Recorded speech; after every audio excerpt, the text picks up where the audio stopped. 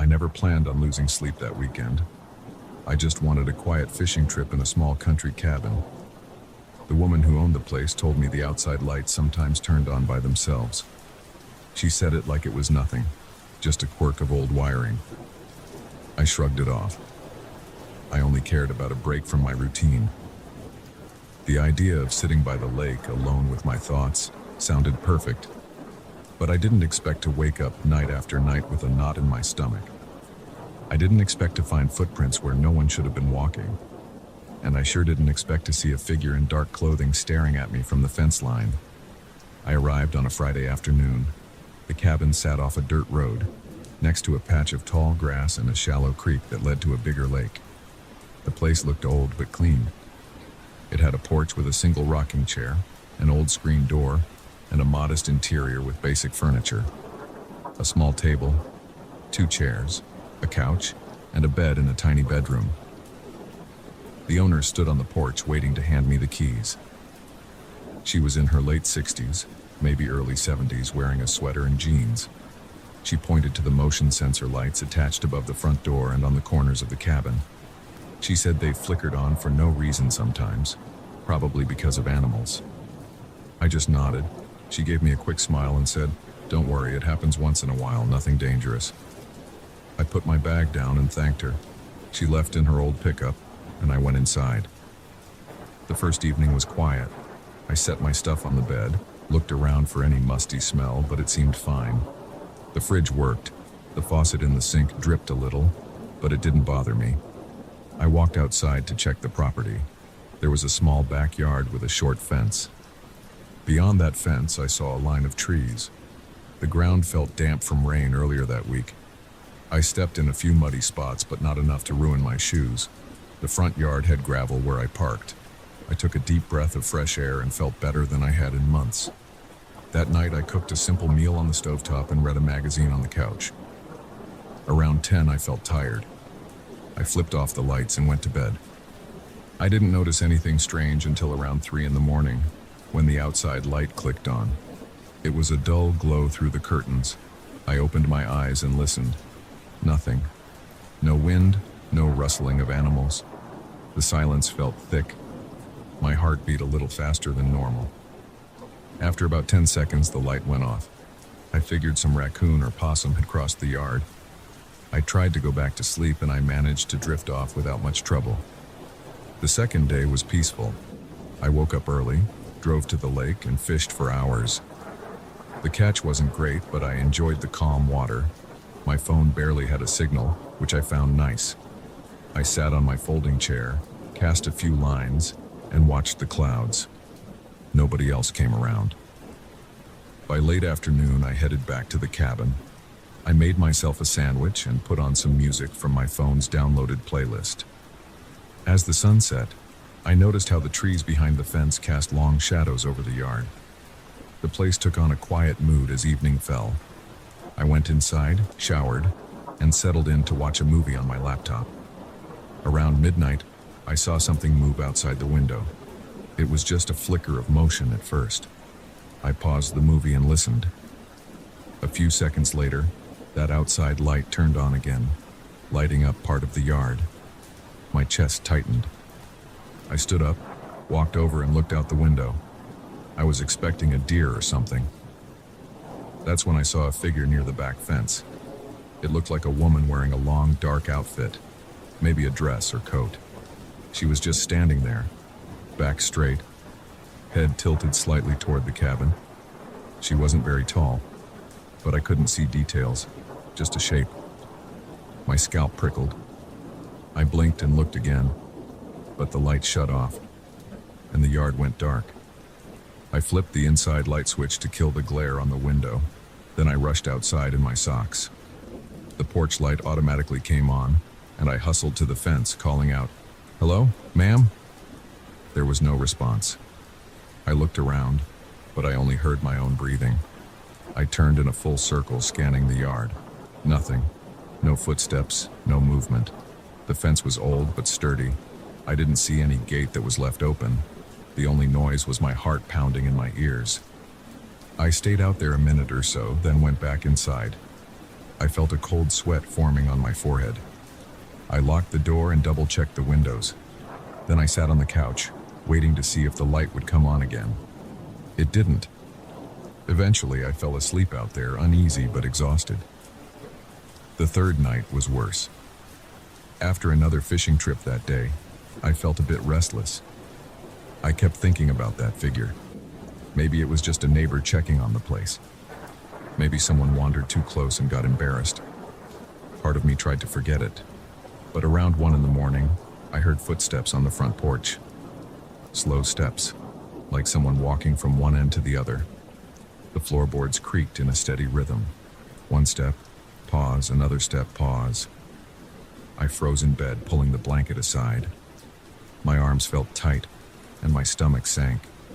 My first instinct was to stay quiet. Maybe I should call out. Maybe I should grab a flashlight. Eventually, I got the courage to get up. I slipped out of bed, slid on my shoes without tying them, and crept to the front door.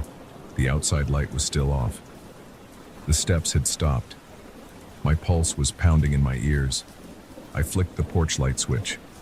Nothing happened. The bulb must have burned out, or maybe the motion sensor was acting up again. I unlocked the door and opened it a crack. I peered out. The porch was empty. Nothing but the rocking chair and a couple of spiders on the wood railing. I breathed out slowly. Then I stepped all the way outside, turning my phone's flashlight on. I swept it across the porch and the yard. No one, no sign of movement. The night air felt cold against my face. I listened for any rustling in the grass or the distant crunch of gravel. Total silence. My nerves felt raw. By morning, I found footprints on the porch. They were faint, but they looked odd. The shape was narrow with lines running across the sole. I pressed my foot next to them, and the pattern was different from my modern sneakers. These looked like older, thinner shoes with ridges. They went halfway across the porch, then stopped. There was no trail in the yard, even though the grass was wet with dew. It didn't make sense. I stood there, rubbing my face, trying to figure it out. I took a few pictures with my phone. Then I poured myself some coffee and sat on the porch steps, squinting at the fence line. I didn't see anything unusual during the day, but I felt uneasy the whole time. That night I tried to stay alert. I didn't go to bed early. I kept the living room light off so I could see outside better. I sat in the dark with my phone, occasionally looking through the window, scanning the yard. Around 4 in the morning, the floodlight in the backyard turned on. I jumped and leaned over the back window, pressing my face to the glass. My heart pounded like a drum. I saw a figure near the fence again, the same height and build as before. I couldn't make out a face or hair, just that dark outline. I didn't move for a second. A chill spread through my arms and legs. Then I saw it turn, like it was stepping away. The light clicked off, and the yard went black. I snatched my flashlight and ran out the back door, not even thinking about shoes this time. I took 5 long strides across the yard. My feet got soaked in the wet grass. I pointed my beam around, panting. Nothing was there. I shone the light near the fence, scanning every inch. No one. The cabin door clicked shut behind me in the breeze, and I felt a surge of panic. But I was alone. I breathed through my mouth, my breaths loud in my ears. After a minute, I went back inside, locked the door, and paced around the living room. My hands were shaking.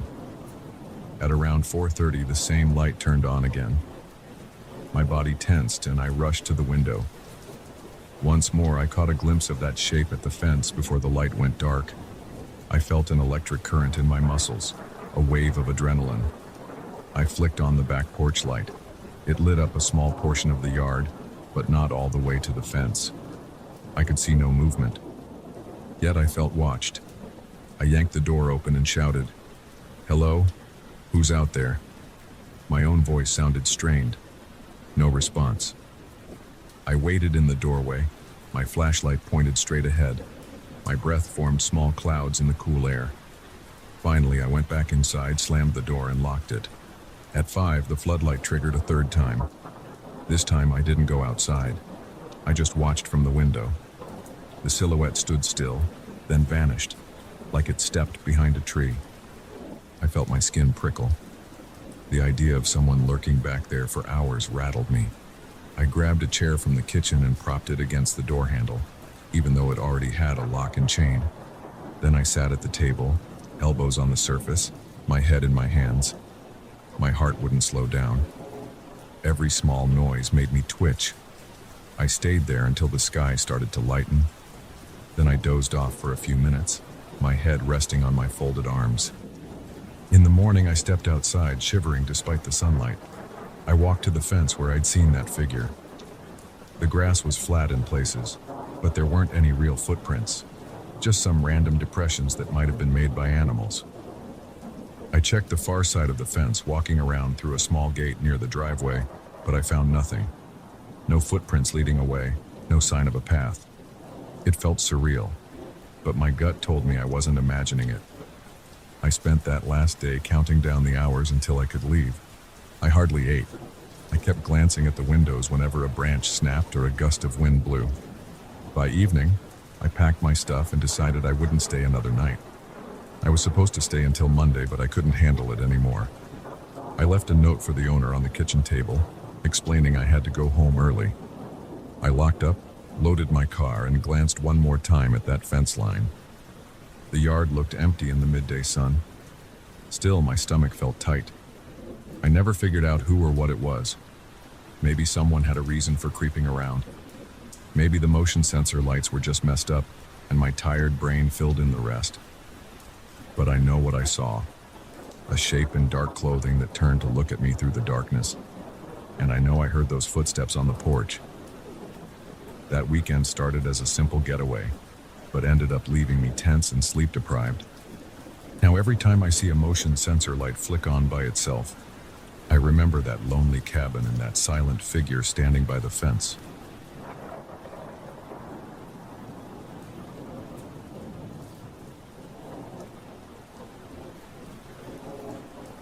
I knew something was off the second I put my foot inside that house.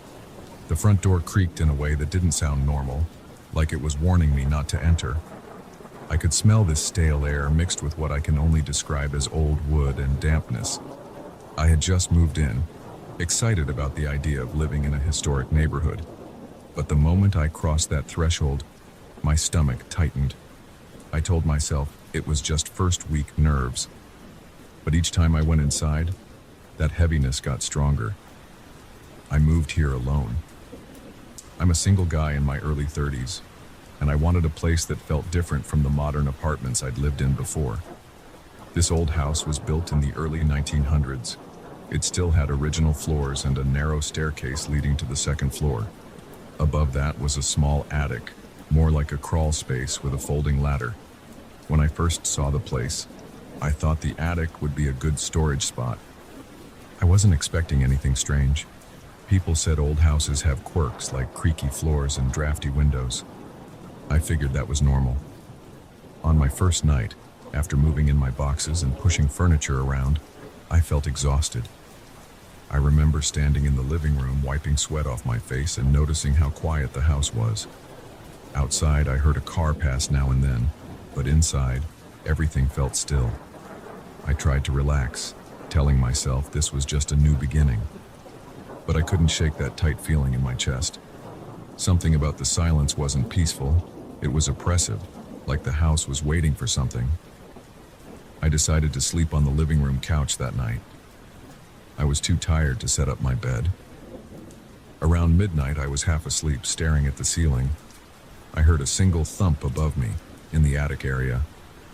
It was soft, more like a footstep than a random settling of the house. I sat up, holding my breath. I listened for more sounds, but all I heard was my own heartbeat pounding in my ears.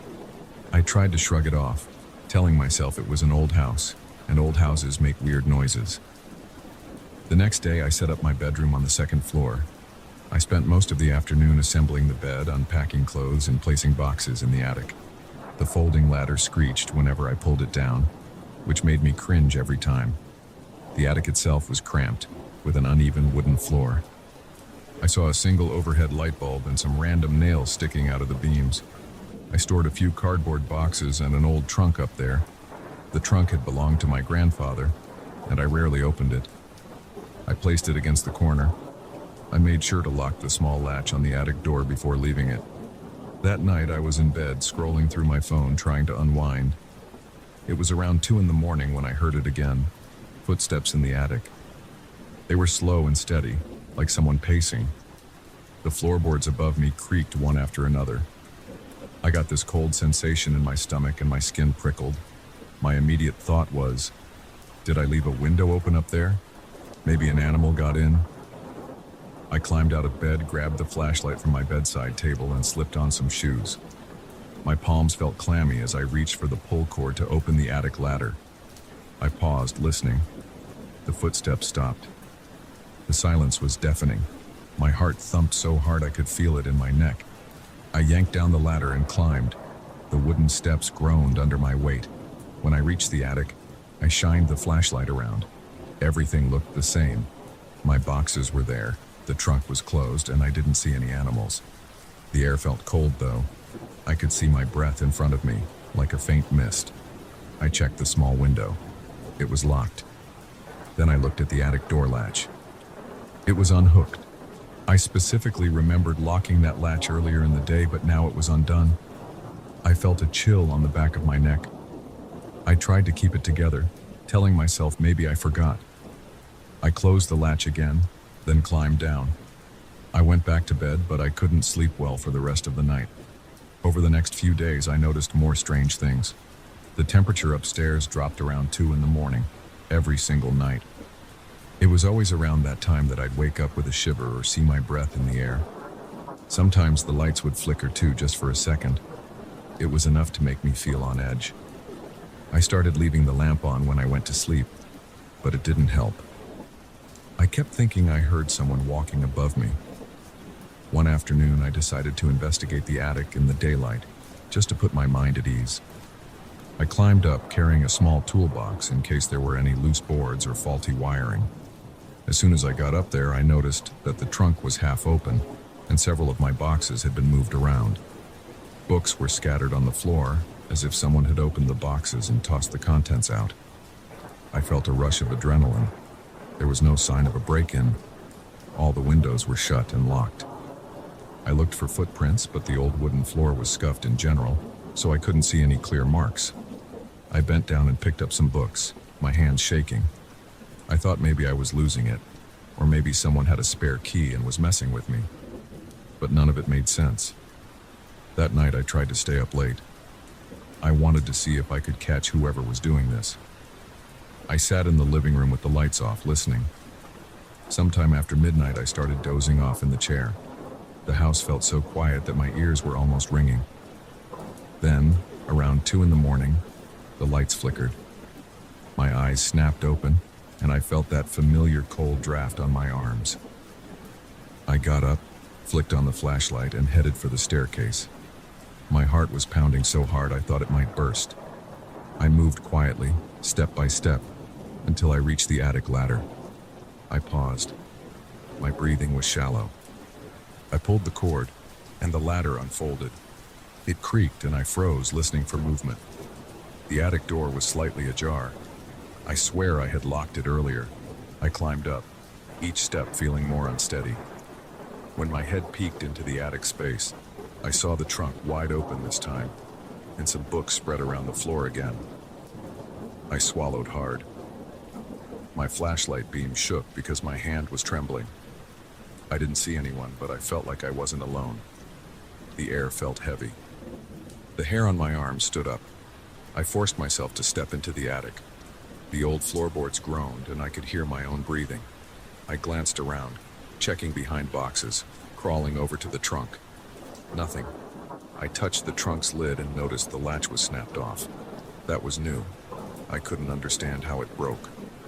I tried picking it up, but it was still attached, just bent out of shape. Then I saw my grandfather's old journal sitting on top of some clothes inside the trunk. It was open to a random page. I felt uncomfortable, like someone had gone through it. My mind raced with questions. Was I sleepwalking? Had I done this? I couldn't recall anything like that, but I also couldn't explain how else it was happening. I closed the trunk. pushed the latch down as best I could and looked around the attic once more. My flashlight cast long shadows across the rafters. The silence was absolute. My legs felt weak. I backed toward the ladder. That's when I heard a soft scraping sound behind me. It was like cloth dragging across wood. I spun around, shining the flashlight. Nothing. I stood frozen for a few seconds, sweat trickling down my temple. Then I heard another scrape, closer to the corner. I inched forward, my heart hammering in my chest. I saw a small piece of fabric stuck on a nail near the corner beam. I couldn't tell if it was from something of mine or if it had been there for decades. I didn't have any memory of leaving fabric there. At that point, I decided I'd had enough for one night. I climbed down, shut the attic door, and sat on my bed, breathing hard. My head throbbed with tension. I tried to think rationally, but nothing made sense. I considered calling the police, but what would I even say?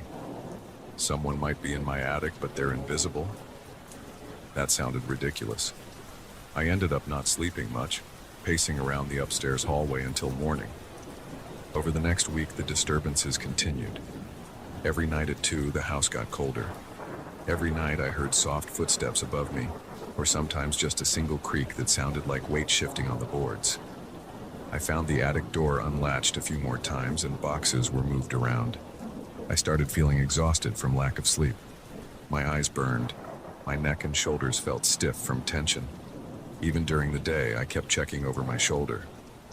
I felt uneasy in my own home, like I was intruding on someone else's space. One evening, I invited a friend over, just to have some company. I didn't tell him everything. I just said the old house was giving me the creeps. He showed up with a 6-pack of beer, and we talked about normal stuff: work, news, sports. Around 11 p.m., he looked at me and asked if I was okay. I guess I looked jumpy, constantly glancing up at the ceiling. He left around midnight, and the house fell silent again. I almost begged him to stay, but that would have been too strange. I felt like I had to handle this myself. When 2 in the morning rolled around, I was lying in bed, staring at the ceiling. The chill swept through the room. My breath turned to fog. Then a soft flicker ran through the light. I stood up, feeling a surge of adrenaline. This time, I decided to push back against the fear. I grabbed my flashlight, marched to the attic ladder, and pulled it down fast. I climbed up, determined not to run. The attic door was partly open again, so I entered. My heart pounded in my ears. Inside, I saw the trunk open once more. The lid was up, and the journal lay beside it. Several pages were flipped as if someone had thumbed through it. I took a step closer, shining the beam on it. Suddenly, a loud creak came from behind me. I spun around, nearly dropping the flashlight. The floorboard dipped as if someone heavy was standing there. I felt a wave of cold air push past me. My whole body broke out in goosebumps. I yelled something like, "Who's there?" My voice sounded shaky. No answer. I checked every corner, behind every box, shining the flashlight across every inch of the space. Nobody was there. But the floor continued to creak a few steps at a time, circling around me. It felt like something was brushing against my arm. I jerked away, stumbling back. I tripped over a box and fell on my side. My pulse raced so fast I thought I might faint. I forced myself up, ignoring the pain in my hip. I turned to run toward the ladder, and right as I reached it, the attic door slammed shut. The sound was deafening in that cramped space. I lunged for the latch, fumbling, pulling it open with a desperate yank. I scrambled down the ladder, nearly losing my footing. Once I was out, I slammed the attic door closed from below and locked it. My hands shook uncontrollably.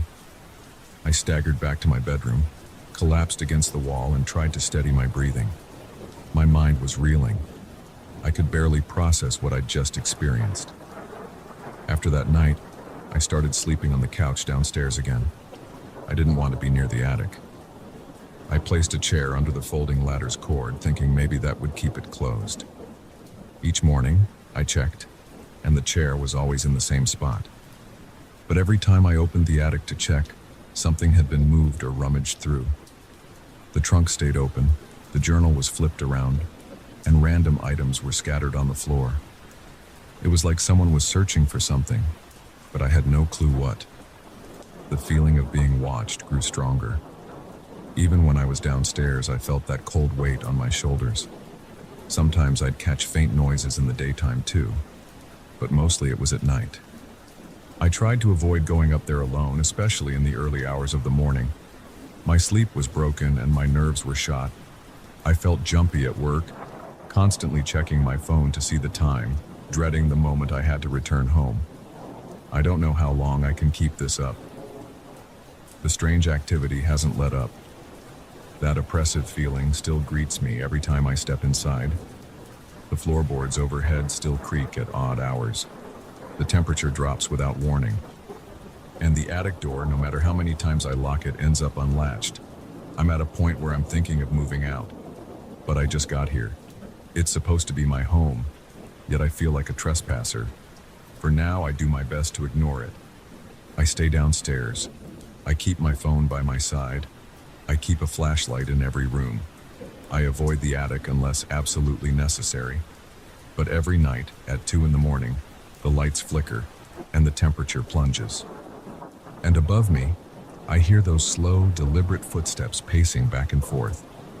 I don't know who or what is up there, but it doesn't feel like it wants me gone. It feels like it wants me to know it's still here.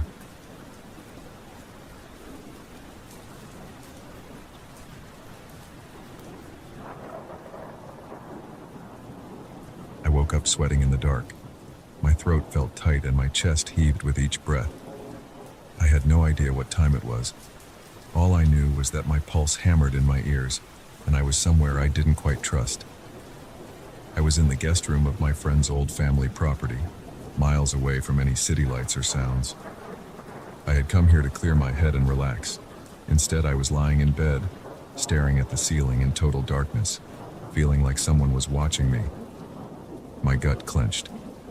I tried to calm down by inhaling slowly and exhaling through my nose. Nothing helped. The air felt stale. Something was off. I arrived at my friend's place 3 days ago. It's a big house made of old wood and stone. There's a long dirt road that leads from the main gate to the front porch. The fields around the house are quiet, except for crickets at night and the occasional rustle of leaves when the wind picks up. My friend, Mark, inherited the property from his grandparents. He's been fixing it up, but he isn't in a rush.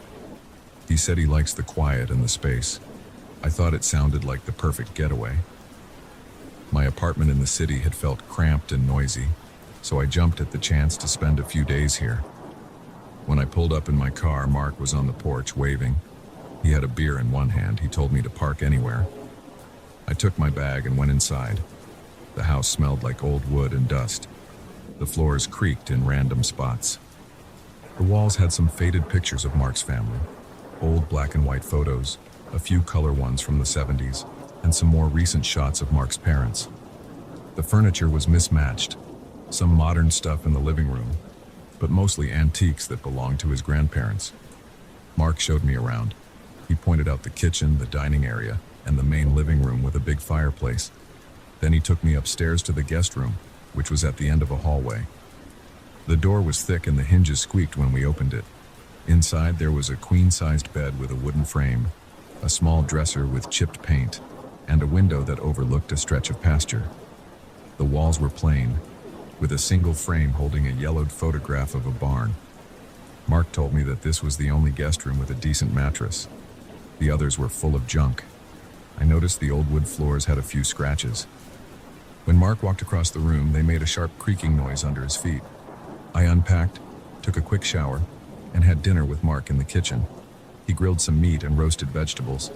We drank more beer than we should have, and we ended up talking until late.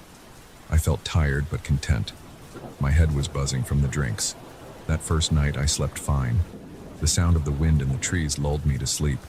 I didn't hear anything strange, and I didn't wake up once. The second day, Mark showed me around the property. We walked through the fields, looked at a small pond, and he pointed out some of the old sheds that had rusted tools inside. He said his grandparents kept livestock here decades ago, but the barns were empty now. The fences were in rough shape. We ate sandwiches for lunch, and then I spent most of the afternoon reading on the porch. Around sunset, the temperature dropped, and a light fog rolled in across the grass. I felt a chill, so I went inside and watched TV while Mark made dinner. We ate in the living room talking about old memories from college. Then, around 10, he said he was wiped out. He showed me where to find some extra blankets for the cold night. Then he went to his room at the other end of the hallway. I stayed up to brush my teeth and wash my face. As I turned off the bathroom light, the hallway seemed darker than the night before. The bulbs were dim. The shadows looked heavier. My steps on the floor made that same creaking sound. I got to my room and shut the door. The click of the latch echoed a bit. I tried to ignore a sudden wave of nerves. I told myself I was being jumpy for no reason. It was just an old house in the countryside. I changed into pajamas, climbed into bed, and pulled the covers over me. It was cold, so I tucked the blanket under my chin. I think I fell asleep fast. The day had been long, and my legs were sore from walking around. But in the middle of the night, something yanked me out of a deep sleep. I can't remember a sound or movement, but my eyes flew open, and I felt alarmed. I stared at the dark ceiling. My heart beat hard in my chest. My arms felt stiff. At first I thought I had that weird sleep paralysis thing people talk about, but then I realized I could move my legs a bit. I tried to raise my arms, and something heavy pressed down on them near my shoulders. I froze. I couldn't see any shape. I couldn't see anything except the outlines of furniture in the faint moonlight. The room was silent. My chest felt crushed, like a weight was on it. My breathing turned shallow. I tried to call out, but my voice came out in a ragged whisper. I felt a knot forming in my stomach. My face was hot, but the rest of me felt cold. The pressure on my arms was so strong that I felt pinned. I jerked to the left, trying to pull myself free, but it was useless. My mind raced. Is there someone in here? Am I imagining this? I heard a soft sound like an exhale, but it felt cold. The air near my face turned icy for a moment. I clenched my teeth. Every hair on my body seemed to stand on end. My heart pounded even harder. I tried to see if there was a person in the room, but it was too dark. I wanted to shout for Mark, but I was so terrified that my throat tightened. I managed to rasp out his name, but it was barely audible. My skin started to prickle with sweat. The cold breath near my face lingered for a few seconds, then vanished. I took a shallow breath. My chest still felt crushed, like a boot was on it. Then I heard a single creak on the floor, like someone took a step backward. Suddenly, the weight lifted off my body. I gasped and tried to scramble upright. My arms were free. The hair on my arms was damp with sweat. I shot upright in bed, my back pressed against the headboard. My heartbeat hammered in my chest. I kept scanning the room, waiting to see a figure or a shape. There was nothing. I stayed like that for a minute or so, breathing fast, searching for any clue. My mind was a mess of questions. Did that just happen? Is someone hiding in the corner? Did Mark come in here for some reason? But the room looked empty, except for the dresser and the chair in the corner. I reached out to the lamp on the nightstand and fumbled to switch it on. When the warm light filled the room, I saw nothing unusual. The door was still shut. The window was closed. I swallowed, trying to steady my breathing. My arms ached near the shoulders, like someone had gripped them hard. I lifted my shirt collar and wiped my forehead. My body was shaking. I slipped out of bed, knees wobbly. I felt a cold draft against my ankles. I inched toward the door. I opened it fast, expecting to see someone in the hallway. It was empty. The hallway lamp cast a weak light. My eyes darted back and forth. No movement, no footsteps. I reached into the hallway, touched the wall, and flipped on the switch that powered the overhead light in the corridor. The old fixture buzzed. It didn't reveal anything except the dusty floorboards. I considered going to Mark's room to wake him up. My heart was still pounding, and I was breathing like I'd run a marathon. But I hesitated. I felt stupid, like maybe it had been a nightmare and I'd just worked myself into a panic. Mark was probably asleep. I decided to check if the front door was locked. I went downstairs, taking each step slowly. The stairs made a dull thump under my feet. When I reached the front door, it was locked from the inside with a deadbolt. All the windows downstairs were shut too. I stayed in the living room for a while, pacing. My hands shook and my stomach felt queasy. I tried to rationalize it. Maybe I was half awake, half dreaming. But that cold breath against my face had felt real. The pressure on my arms and chest had been so intense. My shoulders still ached. I sat on the couch, turned on a lamp, and just stared at the dark fireplace. Eventually, exhaustion took over. I dozed off in the living room chair, jumping at every small sound. When morning light finally came in through the windows, I felt relief. The sun's rays made everything seem normal. My body still felt stiff and my eyes were bloodshot from lack of sleep. I heard Mark's footsteps on the stairs, so I got up and walked into the kitchen. He was making coffee. He looked at me, took one glance at my face, and asked if I had a rough night. I told him I hadn't slept well. I hesitated. Then I admitted that something had happened in that room. I described how I woke up pinned down, how I heard a step on the floor, how the weight vanished. Mark listened with a focused look. He set his coffee mug on the counter and scratched the back of his neck. He told me that, for years, people mentioned hearing steps in that room at night, but he never thought it was serious. He said he sometimes heard footsteps on the floorboards, but he always dismissed it as the house settling or the wind making the walls creak. I started to feel anger welling up. I asked why he didn't warn me. He shrugged and said he never believed anything was actually wrong. He'd never experienced anything like what I described, so he figured it was just old house noises. I started pacing around the kitchen, remembering how helpless I felt. My shoulders were tense. Mark apologized, but he seemed a bit shaken by the intensity of my story. He said I could switch to another room if I wanted, or even crash on the couch. I told him I wasn't sure what I wanted to do. My mind was still racing. We sat down at the table with our coffee. Mark asked me to go through every detail again. I repeated how the pressure felt, how I couldn't move my arms, and how the cold breath came near my face. I told him about that single creak in the floor like a step backward, and how the pressure vanished. I saw Mark's expression tighten. He looked unsettled, though he tried to hide it.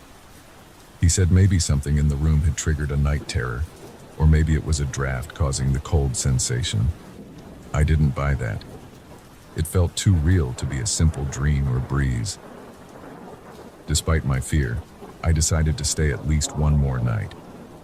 I wasn't ready to pack up and run. Part of me wanted to see if it would happen again. I spent that day trying to relax. I helped Mark clean out one of the old sheds. We spent hours moving dusty boxes, sorting tools and clearing cobwebs. My arms ached, but I kept busy.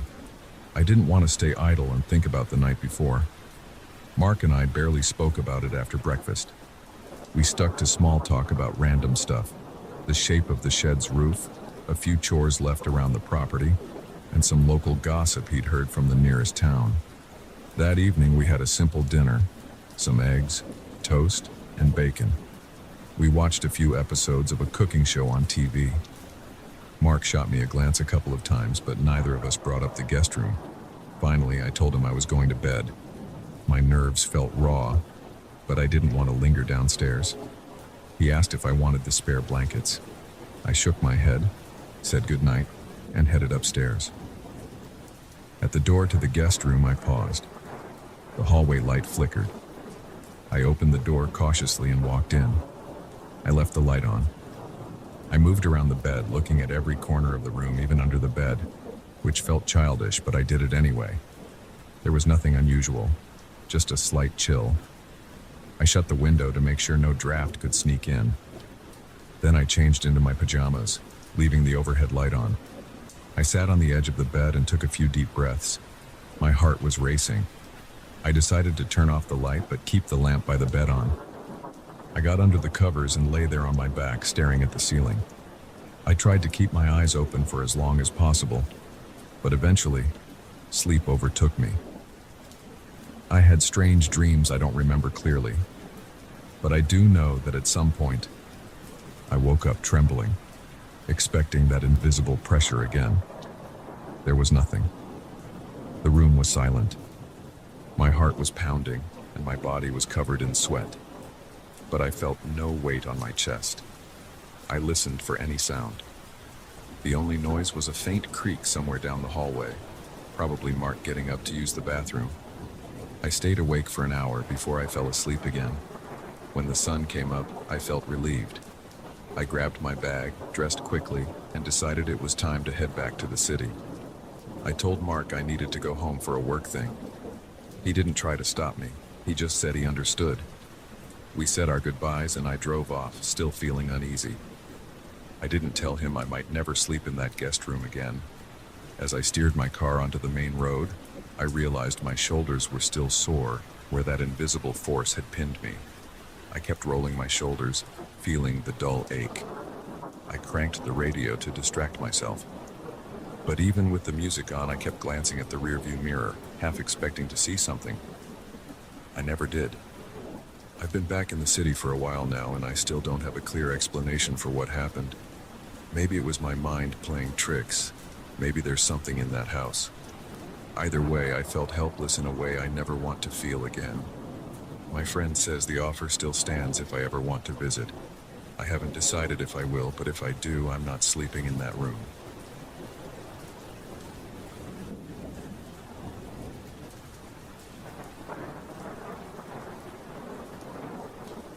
I moved into my new condo expecting quiet nights and a fresh start. I had no idea I'd end up obsessing over strange lights and hushed voices. My first week there felt normal enough. I was still surrounded by boxes.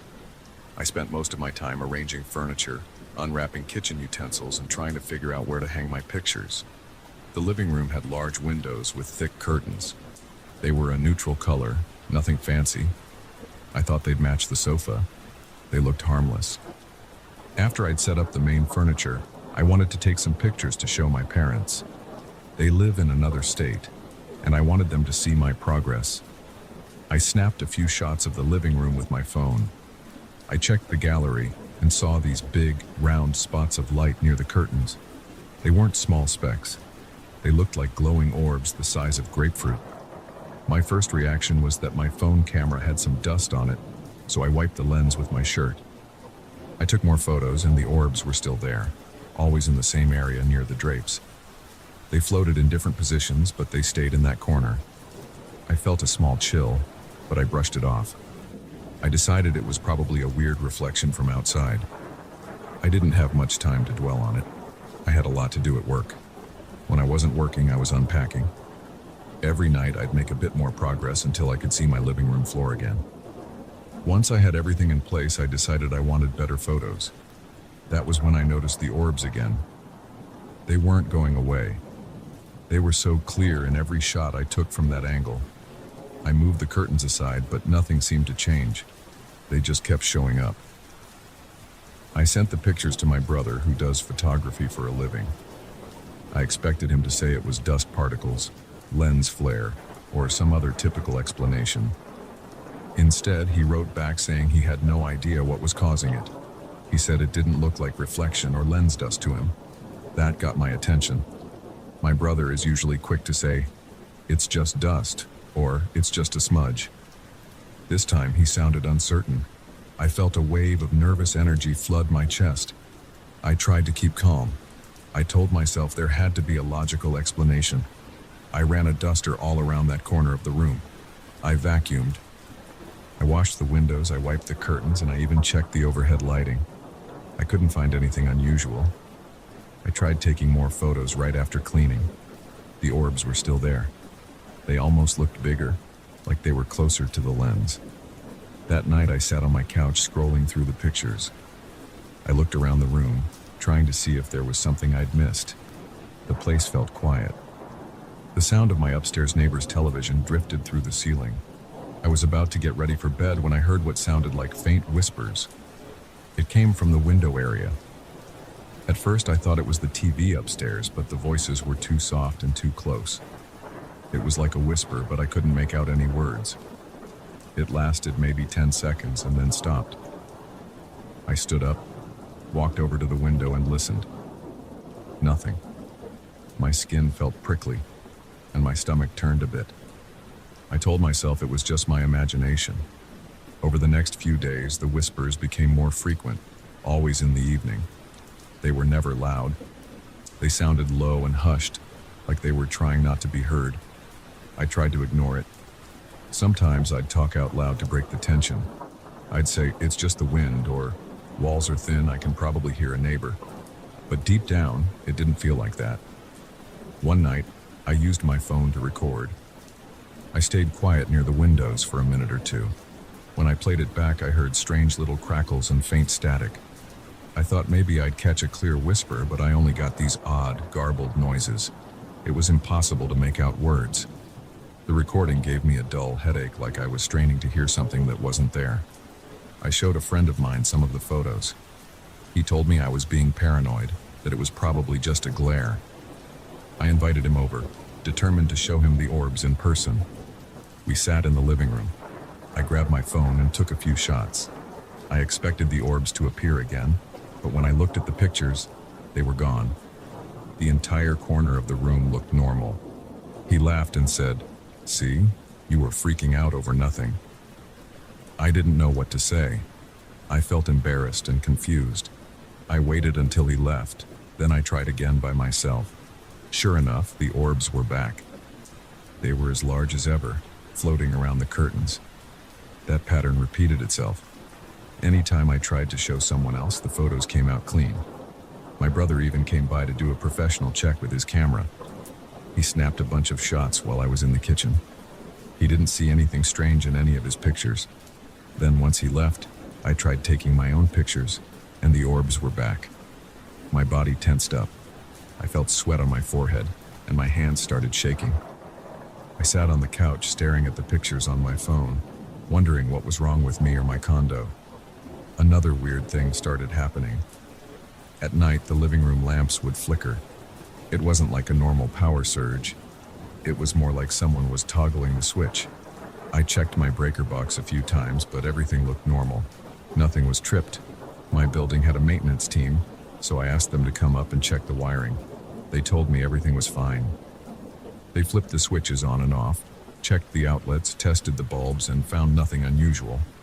I stood there with them, feeling silly. I said, "They flicker sometimes," but they just nodded politely and said, "Call us if it happens again." It kept happening, but never when I had anyone else there. One evening I was watching a movie, and the light in the hallway started blinking. My heart rate spiked. I got up, walked over, and tried flipping the switch off and on. The flickering continued for a few seconds, then stopped. My phone was on the coffee table, so I didn't get a video of it. By the time I grabbed the phone, everything was calm. I tried to wait with the camera ready, but nothing happened again that night. I started to feel uneasy in my own home. My sleep was restless. I'd wake up multiple times, certain I'd heard footsteps by the window or a faint cough in the living room. I'd walk out there half asleep and find it empty and still. My chest would pound, and I'd feel this tension between my shoulder blades. My back would ache by morning, like I'd been tensing up all night. I kept telling myself I was stressed. Work was busy, and moving to a new place always creates anxiety. But I couldn't ignore those photos. I couldn't ignore the whispers near the window or the flickering lights. One day, I decided to do a thorough inspection of the windows. I turned off the AC and fans in the condo. I wanted absolute silence. It was mid-afternoon on a Saturday. I carefully removed the curtains. I set them aside. I stood on a small stepladder and examined every inch of the window frame, the glass, the seals, and the tracks. Everything looked normal. I tapped on the walls, trying to find any hollow spots or hidden vents. I didn't find anything. Then I rehung the curtains. I took a few photos with the sun shining in. No orbs appeared in the daylight shots. I felt momentary relief. Then later that evening, they came back in full force. That night around 10, I was getting ready to sleep. The living room was dark, but I left a small lamp on. I heard the voices again. This time I stood up and moved closer to the window. The air felt colder near the glass. My skin started to crawl. I held my breath and listened. I heard what sounded like 2 or 3 voices, all speaking very softly. It was like someone was right outside, just a few feet away. I unlatched the window and pulled it open. The voices cut out the moment I slid the glass. I looked outside. The night sky was clear, and I saw some lights from neighboring buildings. There was nothing on the balcony or around my unit. I shut the window. My hands were shaking. I felt lightheaded, like I was about to panic. I went to my bedroom, lay down, and tried to calm myself. My heart thumped in my ears. I stared at the ceiling for a long time, waiting to hear something else.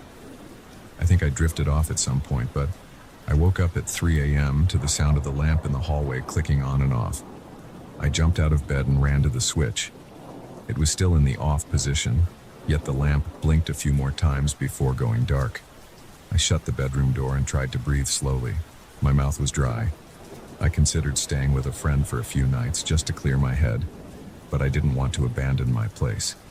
I felt stubborn. This was my condo. I spent a lot of money moving in. I wanted to prove to myself that I wasn't losing it. So, the next morning, I went to the hardware store and got a new lamp, new bulbs, and a different type of surge protector. I replaced everything in the living room and hallway. For a day or two, the flickering stopped and I thought I'd fixed it. But the orbs didn't go away. I tried taking photos in broad daylight, no orbs. Evening shots, orbs. Always near the curtains, always that same corner. I decided to do one more recording of the strange sounds. I set my phone on the windowsill around 8 p.m. The condo was quiet. I walked out of the room for about 15 minutes, trying to give it time to pick up any whispers. When I came back, the phone's screen was off. The battery was dead, even though it had been near 60% when I started recording. That had never happened before. I charged the phone, played the file, and got nothing but static for 3 seconds before it cut off. My stomach sank. I felt angry and scared, like something was messing with me on purpose. I called another friend to come over that night. I didn't want to be alone. We ordered takeout and watched some TV. I tried not to bring up the orbs or the whispers. After a while, I took a few pictures casually, hoping maybe I could catch something with him there. Of course, there was nothing strange in the photos. Everything looked totally normal. I felt my frustration building. I showed him an older photo with the orbs. He said it was probably an editing glitch or a problem with my phone's software. I just nodded. Once he left, I cleaned up and sat on the couch. The place felt heavier somehow. I rubbed my eyes, trying to shake off the fatigue. The clock on the wall ticked loudly. I looked at the curtains and felt a tightness in my chest. I grabbed my phone and took another photo. There they were. Big, glowing orbs right in front of the window. My hands started shaking. I set my phone down and stared at the spot where they appeared. I didn't see anything unusual with my own eyes. My living room was dim but ordinary. I wanted proof. I tried calling my brother on video chat. I pointed the phone at the window, but on the screen everything looked normal. I sent him the photo I'd just taken and he was silent for a moment. Then he said he wished he could explain it, but he had nothing. That unsettled me even more. He told me to keep track of any other strange things and maybe install a security camera facing the window. I agreed, but I never got around to it. I kept postponing the idea, maybe because I didn't want constant surveillance in my own home. The situation stayed the same for several more nights. I heard the voices, saw the flickering lights, and captured the orbs when I was alone.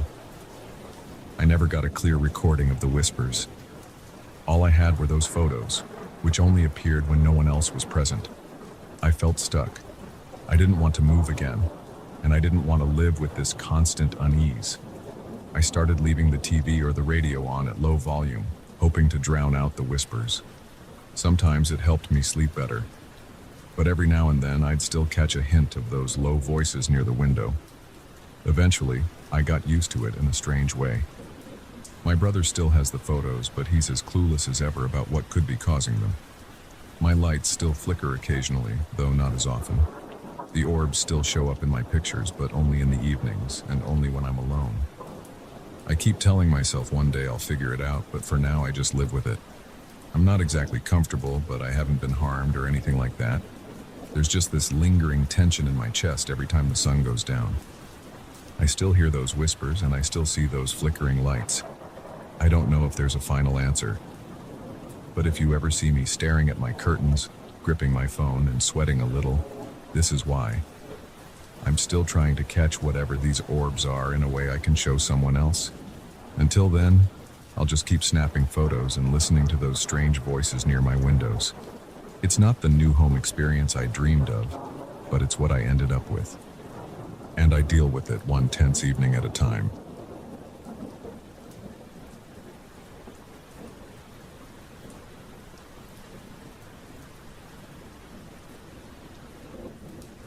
I walked into the building that night and saw that figure hunched over the water cooler. It had a thin, stained gown draped over its body. Its shoulders looked stiff, and its arms seemed too pale under the fluorescent light. I thought maybe it was someone lost or confused. I said, "Hey, you all right?" Then it turned. The eyes looked strange, almost reflective. I blinked once, and it was gone. That was my first week in this apartment, and I still feel my stomach twist when I remember it. I bought this place a month ago. The building is old, made of concrete and exposed pipes that run along the ceilings in the hallways. Before they turned it into apartments, it was a rehabilitation clinic. They remodeled the rooms, put in new floors, and tried to make it look modern. Some parts still feel industrial, though. The hallways are wide, and the walls have these metal bars near the floor, probably from the old hospital trolleys or medical carts that used to pass through. The floor near the elevator still has scuff marks that no amount of buffing seems to remove. On that night, I had come home late from work. The elevator was out of service, so I took the stairs up to my floor. I remember being short of breath when I reached the corridor. The overhead lights were flickering a bit. I passed the water cooler and saw someone leaning over it. The gown looked cheap, like the thin cloth garments used in hospitals. It had a few stains near the sides. At first, I thought it was a neighbor wearing some odd nightshirt. I asked if everything was okay. The figure turned. The eyes seemed to reflect the light. It looked unsettling, like an animal's eyes in the dark. My pulse jumped. I let out a quick gasp. I blinked and the corridor was empty. My hands were shaking and I looked around to see if anyone else was in the hallway.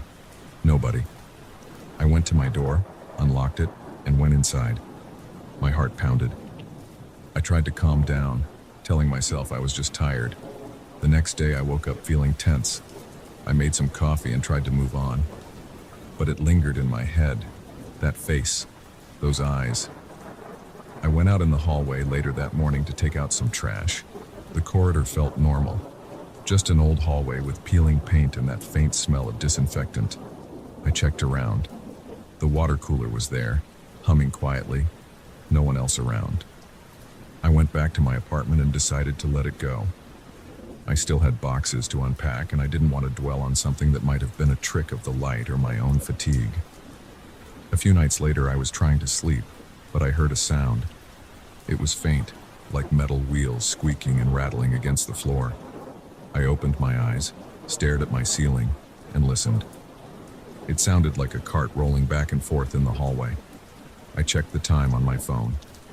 2:37 a.m. I thought maybe someone was moving furniture or cleaning, but it kept going for a few minutes, then stopped abruptly. I felt a chill run down my back.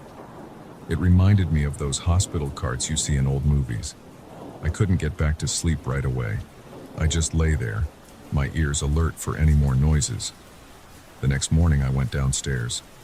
The elevator was still acting up, so I took the stairs and found the building's caretaker, Mr. R.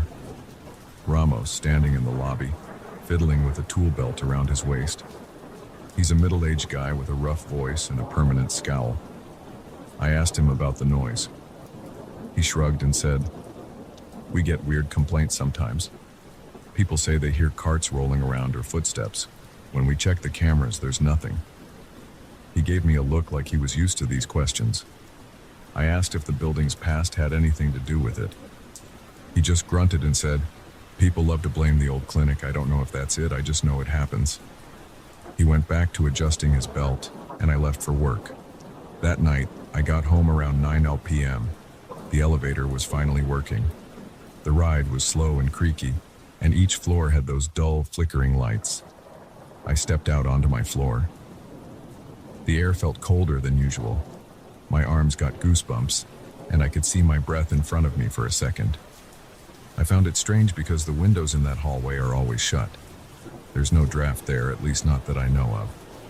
But it was undeniably chilly. I checked the water cooler, half expecting to see that figure again, but the corridor was empty. I went inside my apartment, locked the door, and tried to wind down. I turned on the TV, ordered some takeout, and kept glancing at the door. I couldn't shake the feeling that something was right outside in the corridor. Around midnight, I decided to go to bed. I brushed my teeth, turned out the lights, and got under the covers. My body felt tense, my stomach knotted. I wondered if I'd hear those metal wheels again.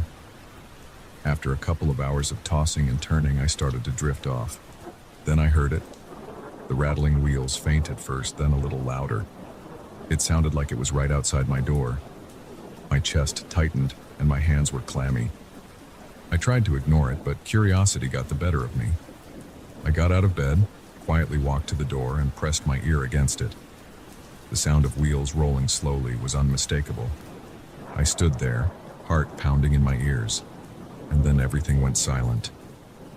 I waited a few moments, then opened the door a crack. The hallway light was dim, but I didn't see anyone. I opened the door fully, stepped out with one foot, and looked around. Nothing. No cart, no person, no shape. I checked the water cooler, still and empty. My breath felt shaky. I went back inside and locked the door. I didn't sleep well that night.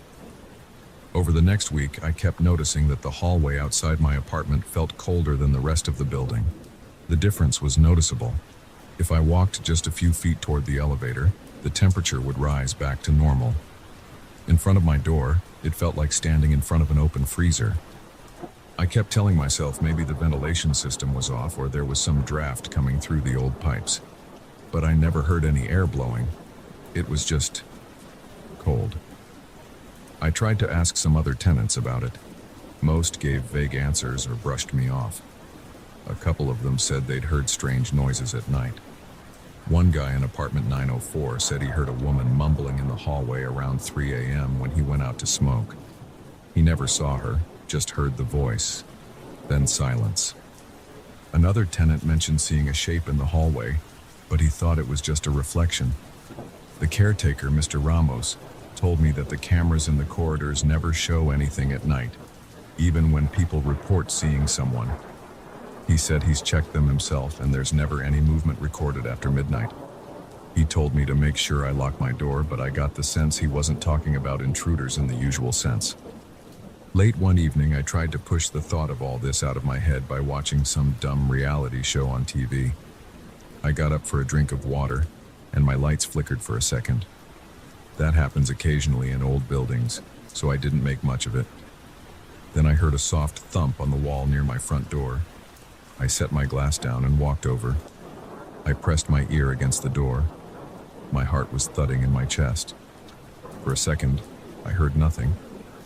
Then I heard what sounded like gentle scratching, as if someone was running their nails along the hallway wall. It was a slow, steady sound. My throat went dry. I debated opening the door. Part of me wanted to fling it open and confront whoever was out there. Another part of me was too shaken to move. I ended up standing there, frozen, while the scratching continued. After a few seconds, it stopped abruptly. I waited another minute, then turned the deadbolt and looked out into the hallway. No one was there. The air felt freezing. I checked the water cooler again, the corners of the corridor, even the stairwell entrance. Nothing. When I went back inside, I noticed my arms were covered in goosebumps, and not just from the cold. I decided to document what was happening. I set up my phone on a small tripod in the hallway one afternoon, pointed at my door. I wanted to see if anything showed up at night. I left it plugged in so it could record. The next morning, I checked the footage. It was over 8 hours of an empty hallway. No movement, no sound except the hum of the lights. But I remembered hearing the cartwheels around 2 a.m. I remembered hearing something. It didn't show up on the video. It was as if the hallway was completely still all night. A few nights later, I got back late again. The caretaker was in the lobby and he gave me a look. I nodded and walked over to him. I asked, "Any news?" He said, "You and several others have complained, but there's nothing on the cameras." I asked if there was any record of strange incidents back when it was a rehab clinic. He just shrugged and said they never gave him any records. Then he mentioned that a few other tenants had moved out after complaining of weird things at night. He didn't have details, only that they left soon after their leases ended. It was a Friday night when I heard the loudest noise yet. It started around 1 a.m. A metal squeaking that seemed to come from the far end of the corridor. It got closer, then it stopped near my door. I was lying in bed, breathing fast, feeling sweat on my forehead. Suddenly there was a banging noise like something hitting the wall. I jumped out of bed, pulled on some pants, and rushed to the door. I put my hand on the doorknob, hesitated for a second, and then yanked it open. No one in sight. The hallway light flickered. The water cooler stood still, no sign of anyone. I walked toward the elevator, checking every corner. I heard what sounded like wheels rolling away, but I couldn't see them. I stood there confused, my heart hammering. I felt a rush of cold air again. It sent a chill through my spine. Then everything went quiet. I started sleeping with the TV on just to drown out any noises. I noticed that whenever I left the TV off, I'd hear something within an hour or two. If the TV was on, it masked those distant rattles and squeaks. It felt like a temporary fix, though. During the day, everything felt normal. The corridor was still kind of chilly in front of my door, but at least I didn't hear anything. At night, I dreaded the moment I'd start hearing metal wheels or faint scratching. It made my stomach clench. Sometimes I considered moving out, but I'd just bought the place. I didn't want to throw in the towel without a real explanation. One night, I decided to stay awake until I heard something. I sat on the couch with the TV muted, my phone in my hand, ready to record any noise. It was around 2:15 a.m. when I heard the first squeak. It was soft, then got louder. I started recording on my phone. The sound was definitely coming from the hallway. I got up and walked slowly to the door, my phone pointed in front of me. I opened the door a crack and hit record. The corridor lights were dim. I stuck my phone out to film. I couldn't see anything except the empty hallway, but I heard the squeaking, a steady roll of wheels. My breath caught in my throat. I whispered, "Is anyone out there?" No response. The squeaking went on for a few more seconds, then faded. I looked down at my phone. It was recording audio, but the screen showed only the corridor. Nothing moved. I stepped outside and the cold air hit me hard. I felt my teeth chatter for a moment. I panned the phone around. Nothing. I went back inside and locked the door. When I played the recording the next day, I heard the squeaking for sure. It was faint but clear. Visually, there was nothing in the frame. I showed it to Mr. Ramos downstairs. He rubbed the back of his neck and frowned. He said, "I've heard it myself sometimes. Other people have too. The cameras never catch anything, but at least your phone picked up the sound. I still can't do much about it." I asked if I could review the building security footage for that time. He allowed me to see the feed from my floor. It showed me opening the door, phone in hand, scanning the hallway. It showed me standing there for a while, then going back in. That was it. No sign of any cart or person. Every night now I brace for those noises. Sometimes it's just a faint rattle, sometimes it's louder. Sometimes I swear I see a shape in the corner of my eye near the water cooler, but when I turn, it's gone. I keep telling myself maybe it's a neighbor up late or something mechanical in the building's old structure. But none of that explains the figure I saw leaning over the cooler on my first week here. None of that explains how I blinked and it vanished, or how the caretaker and other residents have seen or heard something similar. The hallway still gets unnaturally cold, especially near my door. My phone recordings pick up faint sounds that come and go like they're on a schedule. I'm still here trying to cope with it. I keep my door locked, I keep the TV on at night, and I try not to linger in the hallways. The caretaker says as long as nobody's getting hurt, there's nothing he can do. The neighbors mostly ignore it or try to laugh it off. But I can't ignore it. I saw that figure. I heard those wheels. I feel the cold seeping through my door at night. I don't know what else to do. For now, I'm just living with it, hoping it's all just some leftover energy from when this place was a clinic, or maybe a strange structural problem that causes temperature drops and odd sounds. But every time I hear the squeaking, my heart races. Every time I step into that hallway and feel the sudden chill, I remember those reflective eyes staring at me for just one moment in the flickering light. I try to shake it off, but it's always there in the back of my mind waiting for the next night to come around, and I know it will.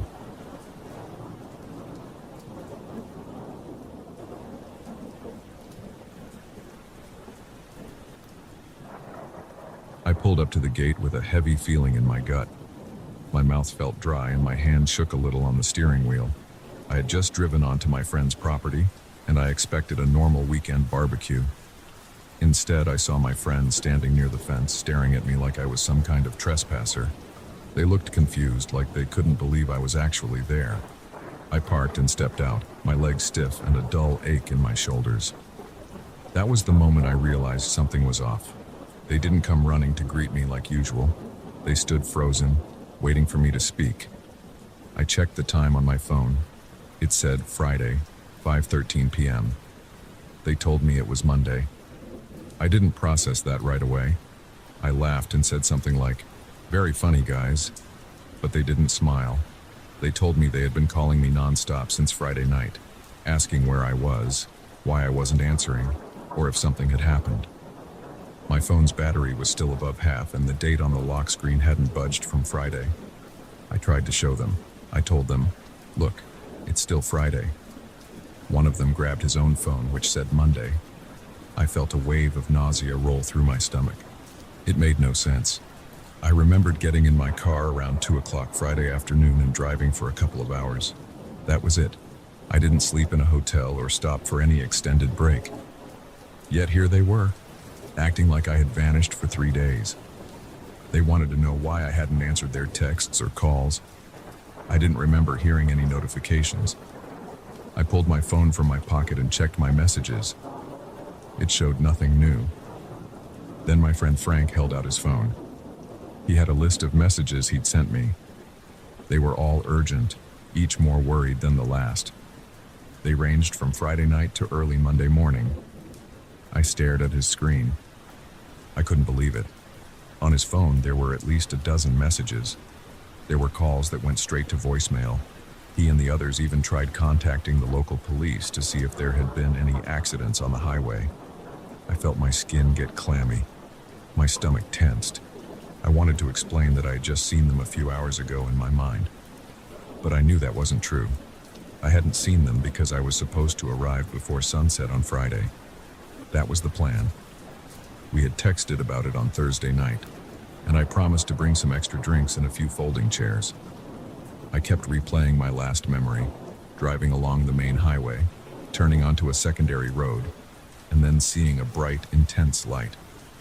I remembered slowing down, thinking there might be a wreck or maybe a truck with its brights on. Then nothing. The next thing I knew, I was pulling up to the fence and seeing them all standing there. They led me inside the house. The place smelled like grilled meat and cold beer, but the mood was tense. The chairs were scattered, and there were dishes stacked on the counter. It looked like they had tried to keep the party going while also worrying about me. Frank told me they had waited until Saturday afternoon, thinking I might have had car trouble. Then Sunday came. They tried contacting my family. They even considered going out to search the roads I usually took. By Sunday night, everyone assumed I was either in serious trouble or had decided to bail without telling anyone. I got a few angry messages from people who thought I was playing some stupid prank. Then Monday morning arrived, and they heard my car engine outside. I remember feeling a strange pressure behind my eyes. It wasn't exactly pain. It was more like a dull, throbbing heaviness. My hands felt weak, and I had to sit down on the couch. The room was bright, and the sunlight through the windows felt invasive. My phone still insisted it was Friday evening. The screen never updated. It was as if time had stopped for me. One of my friends, Carla, said I looked like I hadn't slept all weekend. My hair was messy and my face was covered in stubble. I rubbed my jaw and felt the coarse hairs that had grown out. It made no sense because I had shaved on Friday morning before leaving. That meant at least 2 or 3 days had passed for my beard to get that long. My clothes were wrinkled and my shoes had small scuff marks. I couldn't remember getting them dirty, but they looked beat up. They tried to give me water and some food. My appetite was there, but I was also too nervous to eat much. I forced down a couple of bites of cold chicken and some bread. My throat felt tight, like I had a lump that wouldn't go away. I kept looking at my phone, hoping it would suddenly correct itself. It never did. Eventually, I decided to turn it off. That's when I noticed the battery percentage was still around 50%, which was strange because I'd been on the road for hours, or according to them, missing for days without charging it. The phone should have drained more than that, especially if it had no signal in certain areas. I couldn't make sense of any of it. I tried to recall the entire drive in detail. I told them every step. I left my apartment at about 2:00 p.m. I took the main highway south for around 90 minutes, then turned onto the side road that leads up to this farm. That road winds through some empty fields and a patch of woods before you arrive at the front gate. I remembered it was a sunny afternoon, and I had the window cracked open. I remembered passing a gas station about 30 minutes before turning. I also remembered seeing an old pickup truck at some point. Then I saw a bright light around a bend in the road. It was so intense that it made me squint and slow down. I thought maybe there was an accident or maybe some reflective sign. I put my foot on the brake. After that, I don't remember anything. They asked if I felt fear or if I heard any noise. I didn't. I just remembered the light, then darkness, then arriving here. No gaps, no dreaming, no sense of time passing.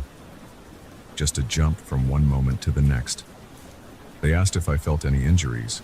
I checked my arms and legs. I had no cuts or bruises.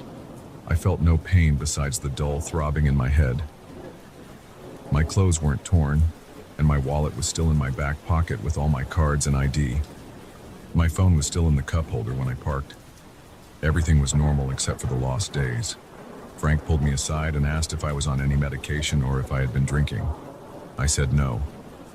I had been excited about the weekend, and I don't touch alcohol while driving. I had no medical issues, no history of seizures, nothing that would explain losing consciousness or blacking out. He looked worried but didn't press too hard. The others were talking in low voices, trying to figure out if they should call a doctor or maybe the police. I felt a wave of embarrassment, like I was the center of some bizarre show. I asked them to give me some space so I could sort out my thoughts.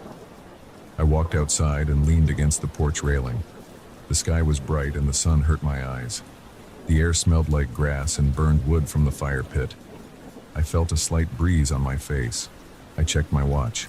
It showed around 5:15 p.m. I asked Frank for the correct time. He said it was 5:15 p.m. on Monday. My watch was also stuck on Friday. The second hand ticked, but it never moved past that minute. It was like the watch was alive but stuck in a loop. I took it off and tapped it. Nothing changed. I decided to step away from everyone for a moment and walk toward my car. I looked for any sign of damage, like maybe I had run into a ditch or scraped the side. The car looked fine. The tires had a thin coat of dust, but that was normal on that dirt road. I checked the trunk, which had a cooler and some folding chairs. Nothing was out of place. The chairs were still folded, and the cooler was empty as planned. I tried the ignition and the engine started without hesitation. The gas gauge was slightly below half. I remembered filling up near my apartment, so it should have been around 3/4. Maybe I used more fuel than I realized. Maybe I was actually on the road for 3 days. But where did I sleep? Where did I go? After a while, everyone gathered around the table inside. They tried to ask me normal questions about my drive, but I gave the same answers. We all got frustrated. They wanted to believe me, but the facts didn't line up. Some of them suspected I was covering something up or that I was playing a twisted joke. Others looked genuinely scared. They asked if I wanted to go to a hospital. I didn't. I felt mostly okay, just worn out. My eyelids felt heavy and my limbs felt weak. It was like I had done some long hike without resting. My breathing was normal, but I still felt a weight in my chest. I agreed to stay the night at the farm. They insisted they wouldn't let me drive home until I saw a doctor, but I convinced them to wait until the morning. I wanted to rest. I took a quick shower, and when I looked in the mirror, I saw dark circles under my eyes. My face looked older. My beard was thicker than just a day's growth. It was more like 3 days of neglect. I rubbed my neck, feeling the tension in my muscles. It was like I had been carrying something heavy for a long time. They set me up in one of the guest rooms. The mattress was firm and the sheets were cold. I turned off the lights and lay there in the dark. My mind kept replaying the image of that intense light on the road. I tried to think of everything that could explain it. Headlights, some weird reflection, construction equipment. It never matched the memory of that searing brightness. I remembered it felt like it surrounded my car. It wasn't just up ahead, it was all around me. Then blankness. I got up early the next day, Tuesday apparently, and felt a little better after some sleep. Everyone else was still waking up. I checked my phone again. The date and time were still stuck on Friday. It was useless as a clock. The battery was still around the same level, which didn't make sense. I decided to power it on and off one more time. It made no difference. I saw the same lock screen I had seen the afternoon I left. Frank drove me into town and I got some basic tests done at a small clinic. They checked my vitals. Nothing was abnormal except slightly elevated blood pressure. They recommended I see a neurologist, but that would require a trip to a larger city. I decided to wait until I got back home. The rest of the day felt slow and awkward. My friends tried to distract me with normal conversation. They asked if I wanted to help clean up the place or just relax. I ended up hanging around outside, sipping water, and staring at the road where I had entered. I kept expecting some memory to come flooding back. Nothing happened. In the afternoon, I sat with them and looked at the texts and calls again. They showed me the call logs. They had tried to call me at least 10 times. The times were spread across Saturday and Sunday. A few messages were asking if I was lost or stuck somewhere. One was from Sunday night saying they were about to give up and call the police. I had no record of these messages on my phone. It was like the phone never received them.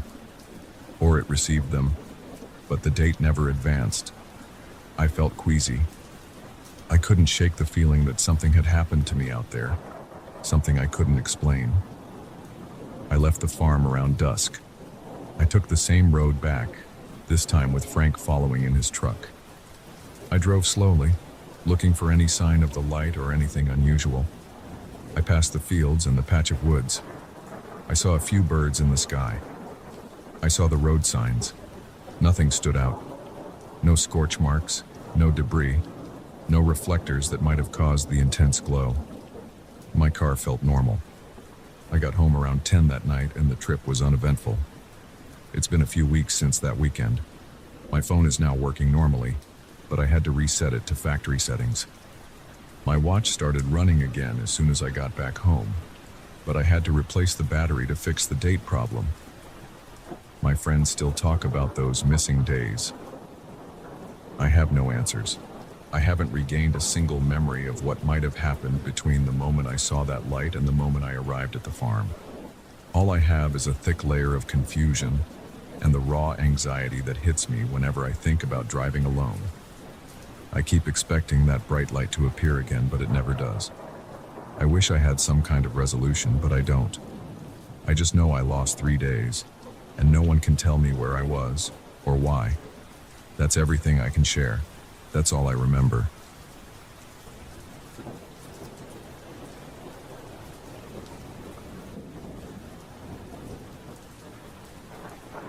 I always felt safe in my own space. I liked coming home after a long day, locking my door and knowing I could turn off the lights without worrying about anything. That changed a few weeks ago.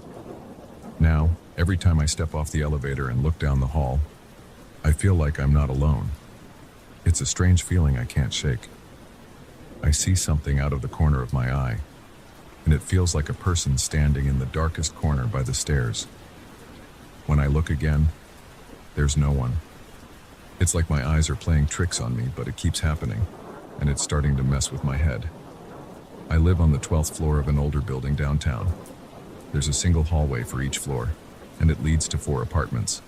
1 elevator, 1 set of stairs, and 1 service staircase hidden behind a heavy door at the far end. The lighting is usually dim at night because a few bulbs in the ceiling are burnt out, and the manager hasn't replaced them yet. The walls are gray, and the carpet is dark brown. There isn't much decoration, just a dusty fake plant near the elevator doors. The place feels quiet most nights. I hardly see anyone else unless I'm heading out in the morning. Most people here have regular schedules, and I guess I do too, except for the times I stay out late or come home after seeing a friend or running errands. One night, about 3 weeks ago, I returned from a late dinner. I stepped off the elevator, and the hallway looked normal at first. I noticed the burnt-out bulbs, like always. Then I had this urge to look to my left, toward the service stairwell.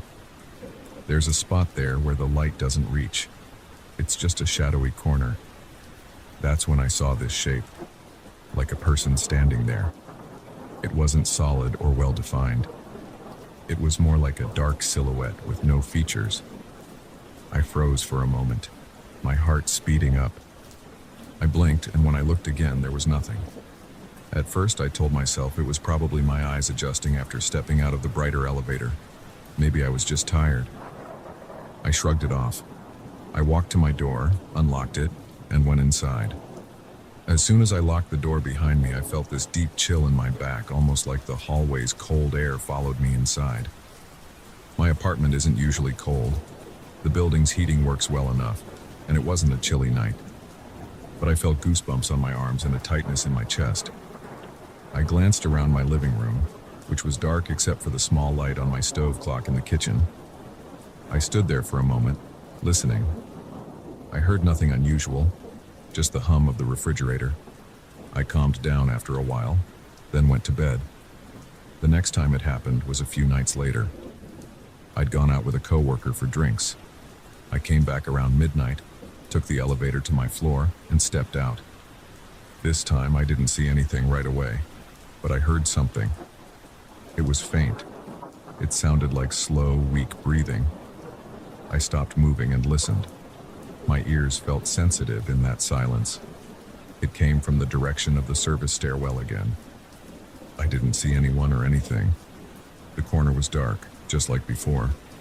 I almost called out, but I was worried I might sound crazy if someone was actually there.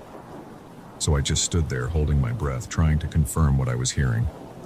It lasted maybe 10 seconds. Then I didn't hear it anymore. I walked toward my door, feeling uneasy. My fingers were shaking as I unlocked it. I felt like something was watching me. I went inside, locked it, and leaned against the door. My mind was racing. I started thinking about who else lives on my floor. There's a couple in 1201 who are older. They usually go to sleep by 9. There's a guy in 1202 who travels a lot, so he's rarely home. And there's me in 1203. The door at the end, 1204, is empty. The building manager told me that unit's been vacant for months. I asked myself if maybe the older couple had some weird visitor. But they seemed pretty normal. I couldn't figure it out, so I tried to forget about it. I turned on the TV, tried to watch something silly, and eventually went to bed. My sleep wasn't great, though. I had random dreams about standing in a hallway that kept getting darker. I woke up a few times, sweating, then fell back to sleep. Over the following days, I found myself dreading coming home late. I tried to avoid it. I scheduled errands during the day. I stopped going out for late dinners. If I wanted to meet someone, I'd try to do it earlier so I'd be back home before 10. But life doesn't always fit our plans. One night, I had to work late. By the time I got home, it was almost midnight again. The elevator ride up felt slower than usual. My stomach was tense. I stepped out, and I immediately scanned the hallway. The same corner looked suspicious. I told myself I was just imagining it, but then I heard a soft noise, almost like a muffled gasp. It lasted less than a second. I froze and stared at the corner. I felt my pulse hammering in my neck. I squinted, but I couldn't make out a shape. It was just darkness. Still, I felt watched. I thought about turning around and going back downstairs, but where would I go? It was late, and I needed to sleep. So I forced myself to walk to my door, one step at a time. Each step felt heavier. At one point, I thought I saw movement from that corner, like a slight shift of shadows. I didn't stop to look closely. I just kept walking. I got to my door, unlocked it with shaky hands, and hurried inside. When I shut the door, I exhaled loudly. My shirt was damp around my collar. I felt a chill in my spine again, the same deep cold. I locked the deadbolt and attached the chain. Then I stood there in the dark, trying to regulate my breathing. I felt lightheaded. After a few minutes, I turned on the lights. I walked around my place, checking each room. Everything was normal. The windows were locked. Nothing was out of place. I ended up asking the building's caretaker about it the next day. His name is Jorge.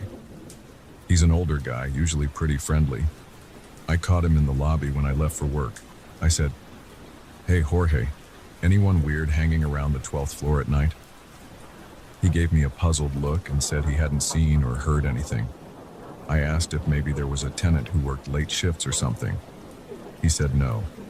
He even checked his list of residents, and everything seemed normal. I described the faint breathing and the weird silhouette, but I felt silly doing it. He listened politely but didn't have any explanation. He just said he'd keep an eye on things. I nodded and left, feeling a bit stupid for asking about it. But I hoped maybe he'd figure it out, or at least confirm I wasn't losing it. A few more nights passed, and nothing happened. I started thinking maybe it was my imagination, or maybe it was a random guest who'd come and gone. Then one evening I was in my apartment around 9. I was watching a show, not really paying attention. I decided to take the trash out. I grabbed the bag, stepped into the hallway, and locked my door behind me. It was quiet. The lights were a bit brighter because someone had replaced at least one bulb. The corner by the service stairs was still darker than the rest, but I could see a little better. I walked toward the elevator, and as I passed that corner, I felt this rush of cold air on my right side. It felt like standing next to an open freezer. Then I heard the same faint breathing, right next to me. I spun around so fast that I almost lost my balance. I saw nothing there, just the dusty carpet and the closed stairwell door. My heart pounded. I took a couple steps back, staring at the corner. No movement, no sound. But my skin was covered in goosebumps. My scalp tingled. I swear I felt the hair on my arm standing up. I hustled to the elevator, pressed the button, and tried to ignore the sense that something was right behind me. When I got back upstairs after dumping my trash, I felt that same heavy tension. I looked at the corner again, but it was empty. I walked to my door, forcing myself not to look back. I told myself out loud that I was just tired. I said, "There's nothing there," like I was scolding my own brain. But I couldn't shake the tightness in my chest.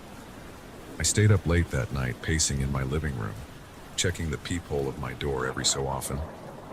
I didn't hear anything else, and eventually, I went to bed. In the days that followed, I tried to talk myself into being more rational. I considered seeing a doctor or talking to a friend about stress.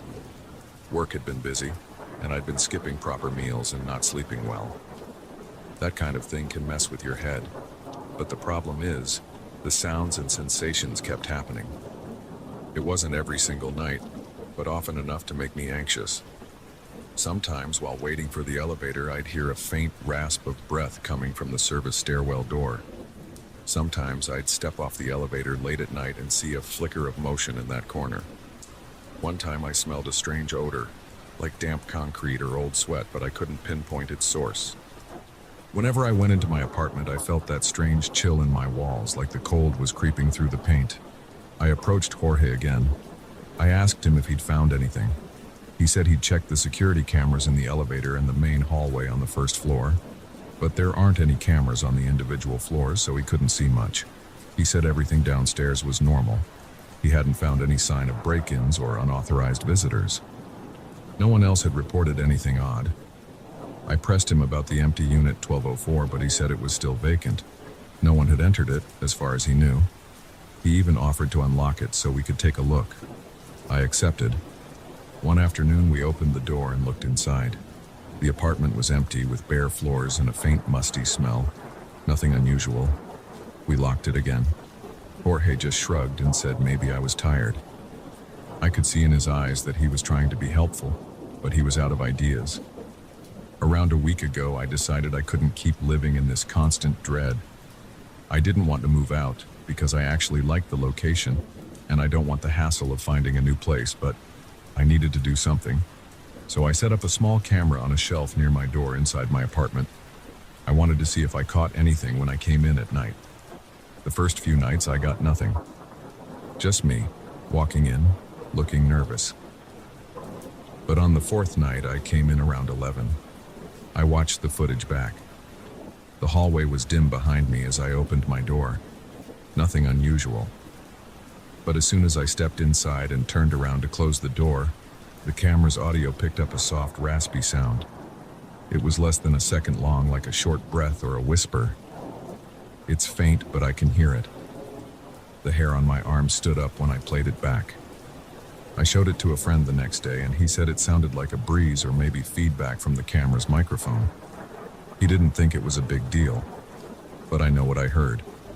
Now, every night, I walk from the elevator to my door with my keys ready, heart pounding, trying not to look at that corner. Sometimes I still catch a hint of that shape in the darkness. Sometimes I think I hear that weak breathing. I feel the cold on the back of my neck. The moment I get inside, I lock everything up. My place still feels chilly sometimes, like the walls are holding some kind of cold air. I haven't found any cracks or drafts. The maintenance guy says everything looks fine. I try to carry on with my life. I watch movies, I cook, I sleep. But in the back of my mind, I'm always waiting for the next time I sense that presence. I've thought about running down the hallway to the service stairwell door, just to yank it open and see if someone's hiding there. But every time I'm in that hallway, fear takes over, and I can't bring myself to do it. The idea of pulling that door open and facing whoever or whatever might be there makes me sweat. I don't want to confront something I don't understand. Maybe it's just an overactive imagination. Maybe it's something else. I don't know. I haven't seen any real physical evidence. Nothing's been stolen or moved. I've never seen a clear figure in the light. It's always that corner in the dark.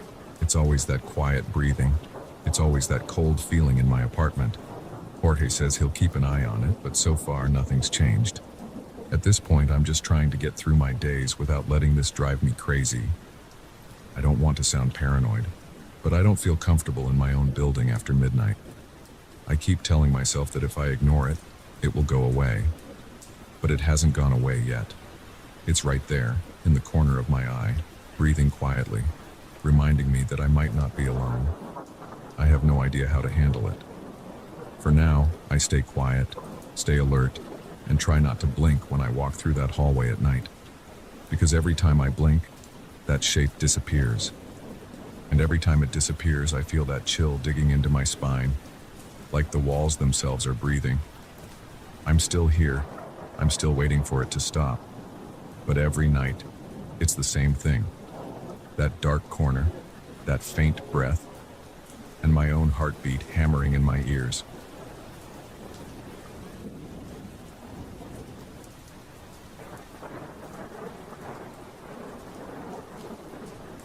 I never expected to feel so uneasy in my own house. The first time I heard that muffled voice above my bedroom, I thought I was imagining things. But it happened again the next night, and then again the night after. My house is a 2-story row house with shared walls. There's no attic or hidden crawl space above my bedroom. There shouldn't be anything up there besides the roof. Yet there was a voice, low and steady, speaking words I could barely make out. That's how all this started, and I haven't been able to rest well since. I remember the first night clearly. I was lying in bed checking messages on my phone when I heard it. It was close to midnight. My window was shut and the lights were off. The sound was so faint I almost missed it. At first it resembled a quiet radio in another room, but it was right above me. The ceiling fan was off, so I knew it wasn't mechanical noise. It was definitely a voice. I leaned up in bed, straining my ears. The voice had a calm tone, but I could pick up a certain intensity. It reminded me of someone trying to make a point without raising their voice too much. I turned off my phone screen and held my breath, hoping to hear more. There was a short pause, then a few more words. I couldn't make out details, but it felt intentional, like the person was talking to me or about me. My pulse sped up. My hands were sweaty. I didn't feel safe. I switched on the lamp by my bed. The second I did that, the voice stopped. I stayed still for a few minutes, listening, but it didn't come back. I got up, walked to the middle of the room, and tilted my head up.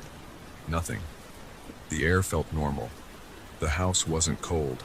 I told myself I was probably tired, but that nagging doubt stuck in my mind. I decided to ignore it for the night and went to bed. The next day I got home from work around 7 in the evening. My neighbor Alex was just getting out of his car. We share a driveway, so we see each other often enough. I waved him over and asked if he'd heard anything weird at night. He looked at me like I was overthinking. He shrugged and said, "I sleep like a rock. Haven't noticed a thing." Then he went inside. I didn't sense any deception in his voice. He seemed clueless. I told myself that maybe I'd had some odd dream, but I couldn't shake that uneasy feeling. That night I was on edge. I took a hot shower, made something simple for dinner, and tried to watch a movie. At around 11:30 I turned off the TV and headed upstairs to my bedroom. I lay there, listening to the hum of the neighborhood. Sometimes you can hear a distant dog barking or a car passing by, but there was nothing like that. The streets were quiet. That's when I heard the voice again. Low, firm, and right above me. My heart thumped. I got out of bed slowly, not wanting to make noise. The voice continued with short bursts of speech. It was so muffled I couldn't pick up full sentences, but the rhythm of it sounded almost like scolding or giving instructions. I didn't want to turn on any light, so I crawled onto a chair near my closet, trying to get close to the ceiling. I wanted to pinpoint the direction, but the moment I reached up, the voice went silent. It was instantaneous, like someone flipped a switch. My chest felt tight. I waited up there on the chair for a minute or two. No return. I climbed down, turned on my bedside lamp, and just stood staring at the ceiling. I had this dull ache in my stomach. Something about hearing your name in a whispered tone makes your skin crawl, and I thought I heard my name. It was faint, but it felt directed at me. I couldn't ignore it anymore. My thoughts were racing with no real plan. I walked out to the hallway, stepped carefully into the spare room next to mine, and pressed my ear against the wall. Nothing. I walked into the bathroom across the hall, turned off the light, and listened. Nothing. I crept down the stairs, then out to my backyard and looked up at the roof. I couldn't see any signs of entry. There's just the usual vents and the gutter. No open spaces, no hatch. I felt exposed standing out there in the dark, so I went back inside and locked the door. I told myself to check the roof in the morning. Maybe there was some kind of vent or gap I hadn't noticed. I returned to bed. The rest of the night was quiet, but I barely slept. In the morning, I called in late to work. I needed to see if there was something physically wrong with my house. I grabbed a ladder from the garage, set it up in the backyard, and climbed onto the roof. The sky was bright, and I could see everything clearly. I walked around, checking the shingles, looking for any hatch or covered opening. There was nothing but the usual construction. Our row houses are designed almost identically. I peeked over to my neighbor's side.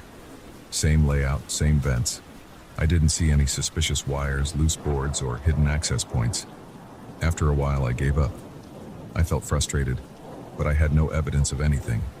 I went to work, tried to focus on my tasks, and stayed late to keep my mind off things. By the time I got home, it was dark. I considered asking Alex to let me check his side of the roof, but I didn't want to sound paranoid. I ended up making a sandwich for dinner, then heading upstairs. That night, the voice returned around midnight. It was clearer than before, at least to me. I was sitting in bed with the lamp on when it started, a subtle murmur drifting from the ceiling. I turned off the lamp, hoping the darkness would let me hear better. I couldn't make out full words, but I sensed a sort of urgency, like the speaker was trying to pass a message. I stayed perfectly still, my hands gripping the sheets. The voice was steady, pausing here and there. I felt my jaw clench. My breathing was shallow. I decided to test something. I moved slowly to the edge of the bed, got on my knees, and began crawling toward a chair in the corner. Every inch felt like a mile. The voice kept going. I reached the chair, stood on it gently, and placed my ear against the ceiling. Dead silence. Again, it cut off the second I tried to listen more closely. My arms were trembling, not just from the physical effort of balancing, but from the way my body reacted to the situation. A tightness coiled in my chest. I climbed down, switched on the lamp, and tossed the chair aside in frustration. I stood there, breathing hard. The voice didn't come back. The next day, I confronted Alex. I waited until evening and knocked on his door. When he answered, I could see he was in the middle of dinner, but he invited me in. We sat at his kitchen table and I described everything. He was polite, but I could sense he was skeptical. He said he had no clue why I would hear a voice. According to him, his attic space was sealed just like mine. He'd never installed anything up there. When I asked if we could check, he said there wasn't much to see, just insulation and some structural beams.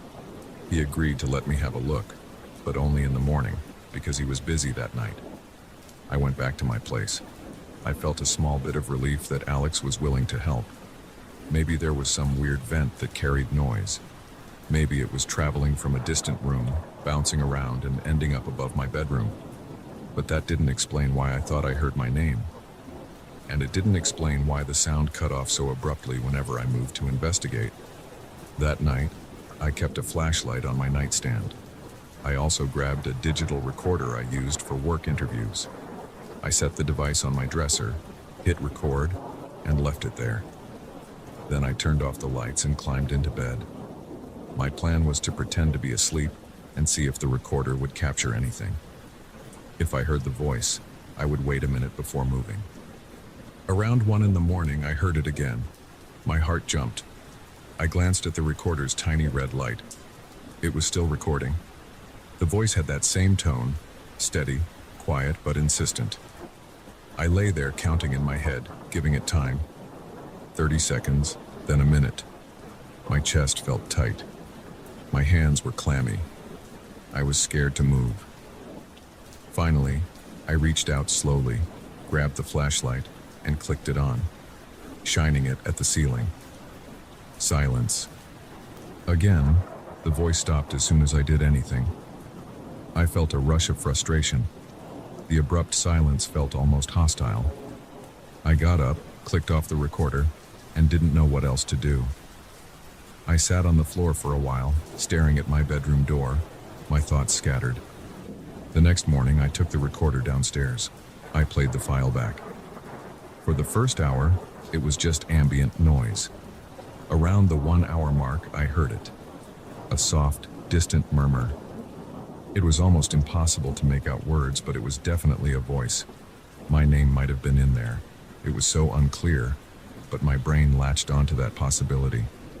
I felt an icy jolt in my stomach. I went to talk to Alex. He let me climb into his tiny attic space. We used a flashlight to inspect every corner. The place was cramped, hot, and dusty. There was no hidden room. There was no walkway leading over my bedroom.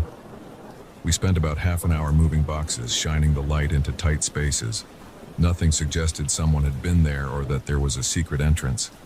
We climbed back down, and Alex patted me on the back, telling me to take it easy. That didn't help. I felt even more confused. I decided to call a local contractor I know. He does home inspections. I told him I needed someone to check for structural issues or anything that might cause strange sounds. He came by in the afternoon, went into my crawl space, tapped around the walls, climbed onto the roof, checked the vents, and found nothing. According to him, everything was normal. He said sometimes pipes can rattle, or the wind can cause weird echoes, but that he saw no signs of damage. That night, I forced myself to stay awake as long as I could. I had a baseball bat with me, like that would do any good against a voice. Around midnight, I heard it again, low and distinct. I froze. My ears felt hot. My pulse was pounding in my head. I whispered back, "Hello?" and waited. Nothing changed. The voice didn't respond. It just carried on, like it was in a one-sided conversation. I stood up, holding the bat, and shouted, "Who's there?" The voice stopped. Complete silence. I felt a surge of adrenaline. I climbed onto the bed, swung the bat gently against the ceiling in a few spots, and then pressed my hand against the drywall. It was solid. No hollow gaps, no echoes. My shoulders were tense and my breathing was ragged. I slid down onto the bed, feeling completely out of answers. I wish I could end this story with a neat conclusion, but the voice still appears some nights. Some weeks it's quiet, and I manage to get decent sleep. Other times, like last night, it starts up around midnight and goes on for several minutes. I still haven't figured out what triggers it. Nothing in the house has changed. No new remodeling. No new tenants next door. Alex doesn't hear it on his side. There's no proof that anyone's up there. Yet the voice keeps coming back. It never sounds angry or sad. It just sounds focused, like it's delivering a message to someone. And sometimes, in the middle of those whispered words, I hear something that could be my name. I can't be sure, but it feels personal, and it sets my nerves on edge every time. I've considered moving. I've even considered tearing down part of my ceiling just to see what's there. But then I think about how every professional check has come up empty. The only evidence I have is that recorder file, and it's so muffled that people who hear it say it could be anything: a radio, a passing car, or even interference. They don't feel what I feel when it's happening live. They don't feel the way my skin tingles or my chest tightens when I hear that voice drifting through the ceiling. They don't get the sense that whoever's speaking knows I'm listening. So I stay here, in the same house, waiting for the voice to show itself or disappear forever. I don't know if it's a trick of acoustics or if there's something else going on. I just know that whenever I try to confront it, it goes silent. And whenever I try to ignore it, I swear I hear my name. I've stopped telling friends and coworkers about it. They look at me like I'm losing my grip. But I know what I hear. And I know it's coming from right above my bedroom. That's the most unsettling part. There's nothing up there but a roof and empty air. Yet every so often in the middle of the night, I'm reminded that something, or someone, is right there, speaking in a low, urgent whisper that I can't understand and can't block out. And for now, that's my reality.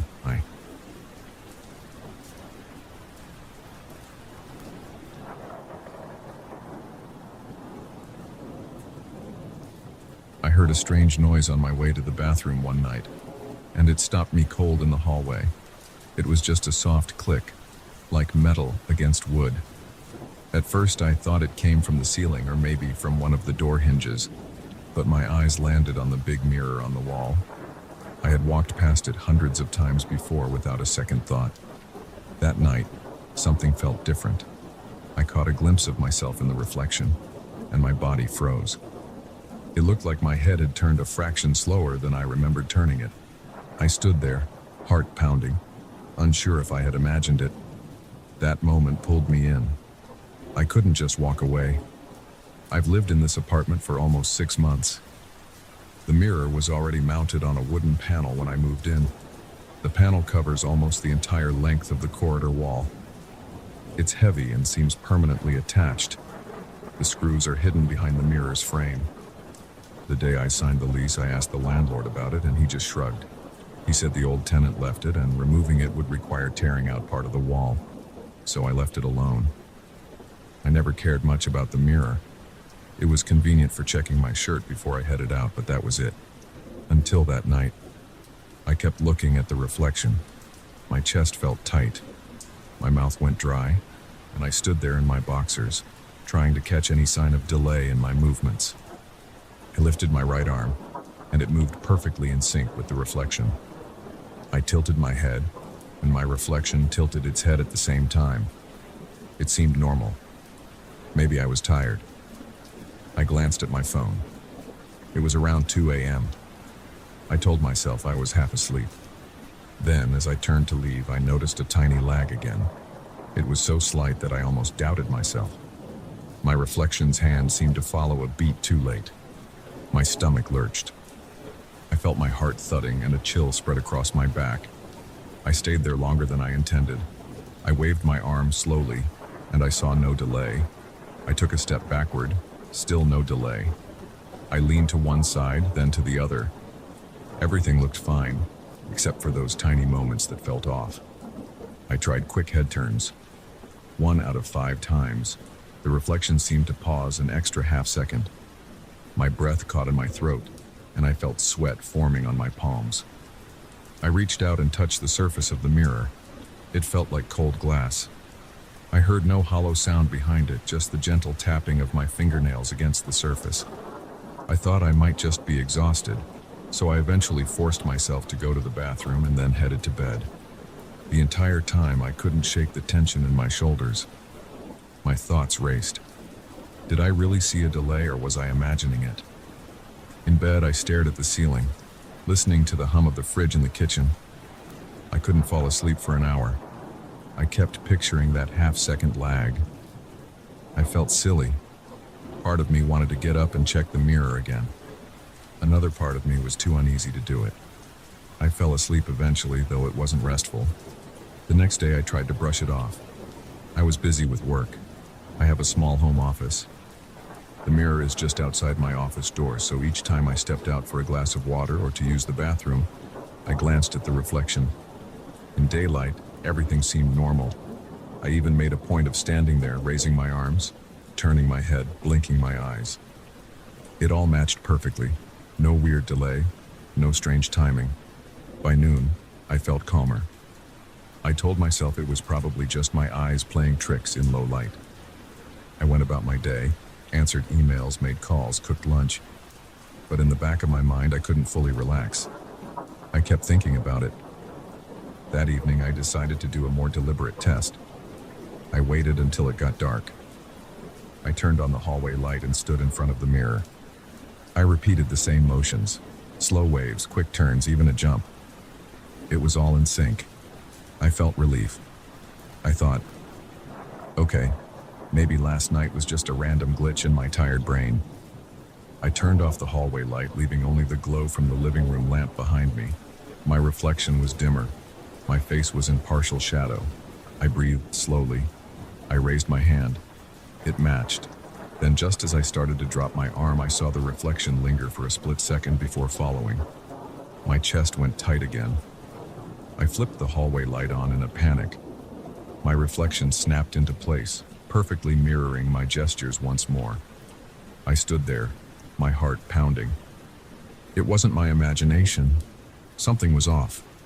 My first instinct was to rip the mirror off the wall. I went to my toolbox and looked for a screwdriver. The mirror's frame is sealed at the edges, and I couldn't see any obvious place to pry. The wooden panel behind it is large and looks custom fit.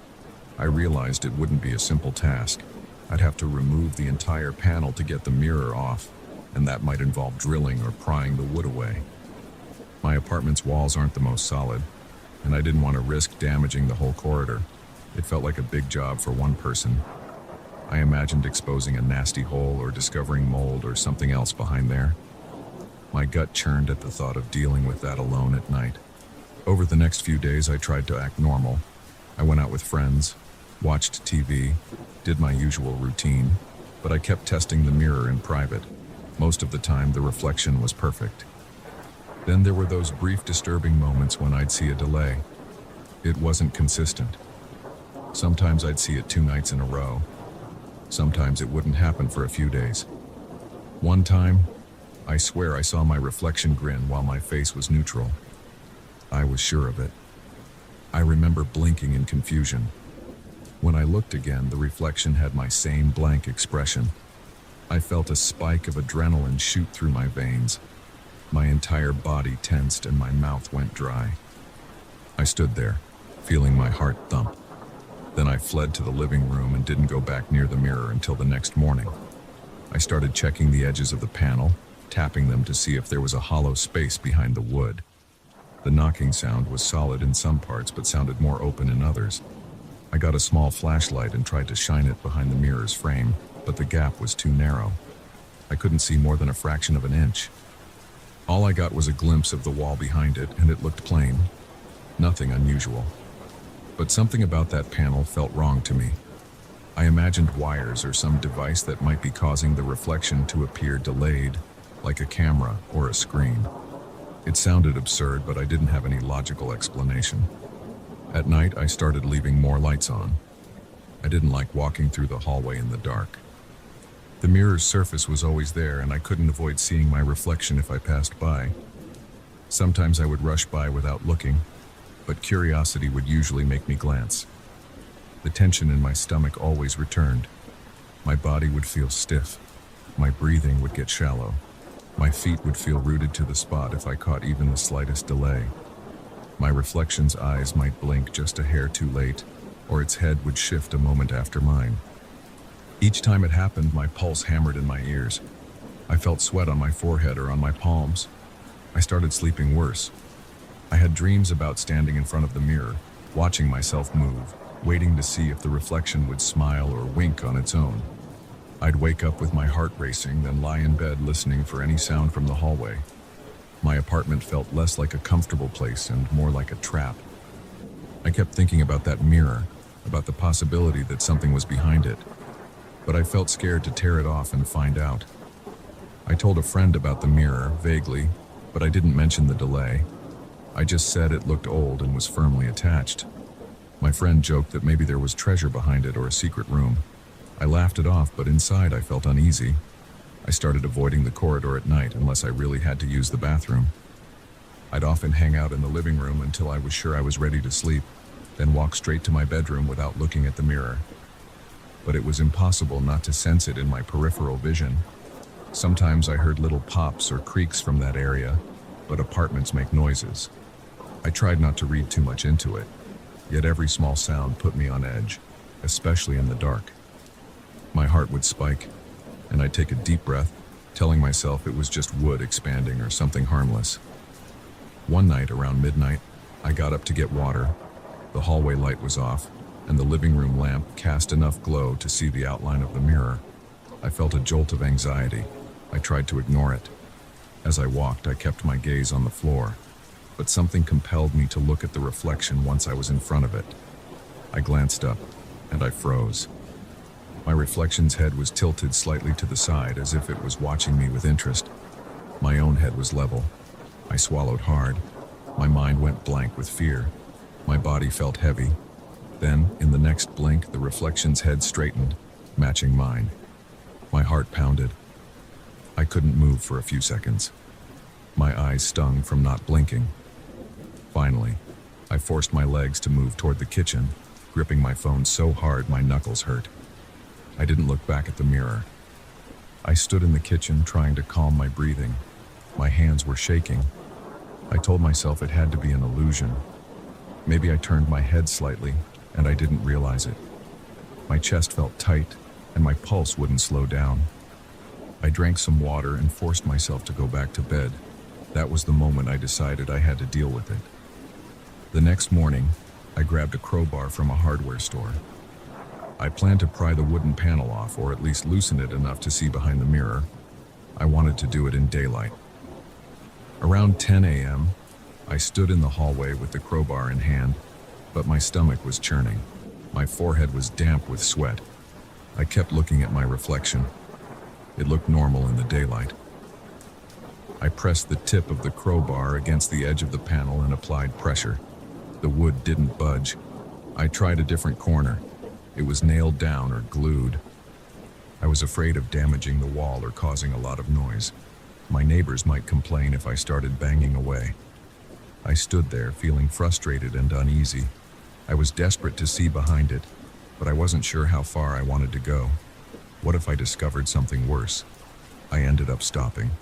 I put the crowbar aside and just stared at the mirror. My reflection stared back, matching my expression exactly. No delay, no strange tilt of the head. My heart was still hammering from the attempt. I took a deep breath and wiped my sweaty palms on my jeans. I felt weak. I decided I'd call a professional, or maybe talk to the landlord about having it removed properly. I just couldn't keep living with that thing on my wall. It felt like a threat. I don't even know if threat is the right word, but it made me uneasy in a way I can't handle anymore. So that's where things stand now. I still see those flickers of delay when the lighting is dim. I still sometimes catch a different expression on my reflection's face. I might be going crazy. It's possible. But I know what I see. I don't want to sleep in the living room just to avoid passing by the mirror at night. I also don't want to tear apart my hallway by myself. For now, I'm waiting for the landlord to get back to me with the name of a contractor. Every night I walk by that mirror with my heart in my throat. I keep my eyes forward, but I can feel it there, cold and silent on the wall. And in those moments, I swear there's another presence in the apartment, hidden just behind that glass, waiting for a chance to slip out. I'm not sure what else to do. I just know that as soon as I can, I'll pay whatever it costs to get that mirror removed. I can't live with it anymore, and I can't shake the feeling that it's getting worse.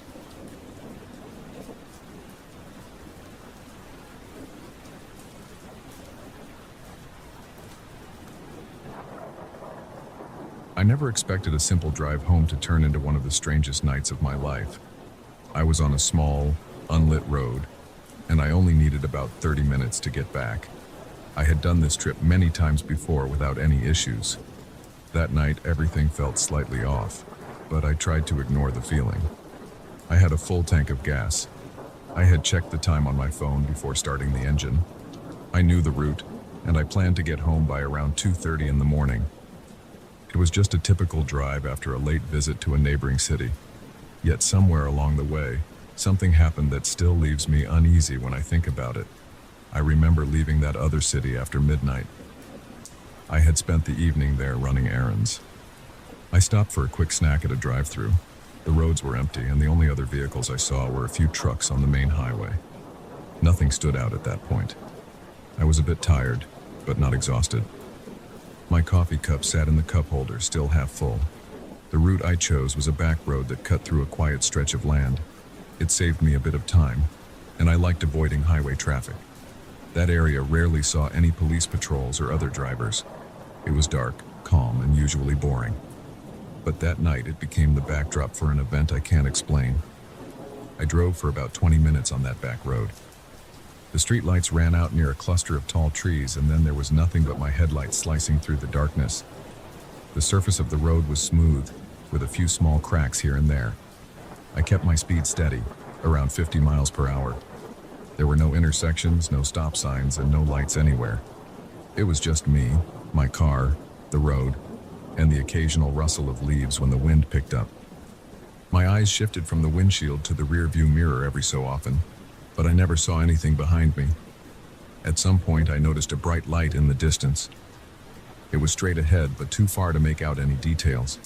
It looked like headlights on high beam, pointed in my direction and not moving. I assumed maybe a car had pulled over and left its high beams on. I slowed down a bit because I didn't want to pass by too fast and risk an accident if someone was on the shoulder. My car didn't make any strange noises at that point, and the engine temperature gauge showed everything was fine. The gas needle still looked normal. I kept my eyes on that strong light, trying to figure out why someone would stop on a dark road with their lights aimed forward. As I got closer, the glare grew more intense. It wasn't flickering or shifting. It stayed fixed in one spot, almost like a giant flashlight pointed at my windshield. I squinted. My hands tensed on the steering wheel. My arms felt stiff. I leaned forward to see if there was a vehicle behind that glow, but I couldn't make out a shape. I considered blinking a few times to clear my vision. I wondered if my eyes were just adjusting to the darkness, but the light stayed the same. Then, just when I was a few car lengths away, my engine started to sputter. My RPM gauge dipped, and I felt a small jolt. The car lurched as if it was about to stall. My dashboard lights dimmed and flickered. My radio made a static noise for a second, even though it was turned off. I heard my own heartbeat at that point because the sudden change in my car's behavior made me panic. I thought the engine was failing. My foot tapped the brake. I glanced at my seatbelt to make sure it was secure. I checked my mirrors again to see if there was anyone behind me, but the road was empty. I tried to downshift to see if I could keep the engine from dying. For a moment, I felt the power steering tighten, like the car was about to lose power. I pulled my foot off the gas pedal, then pressed it again, hoping the engine would recover.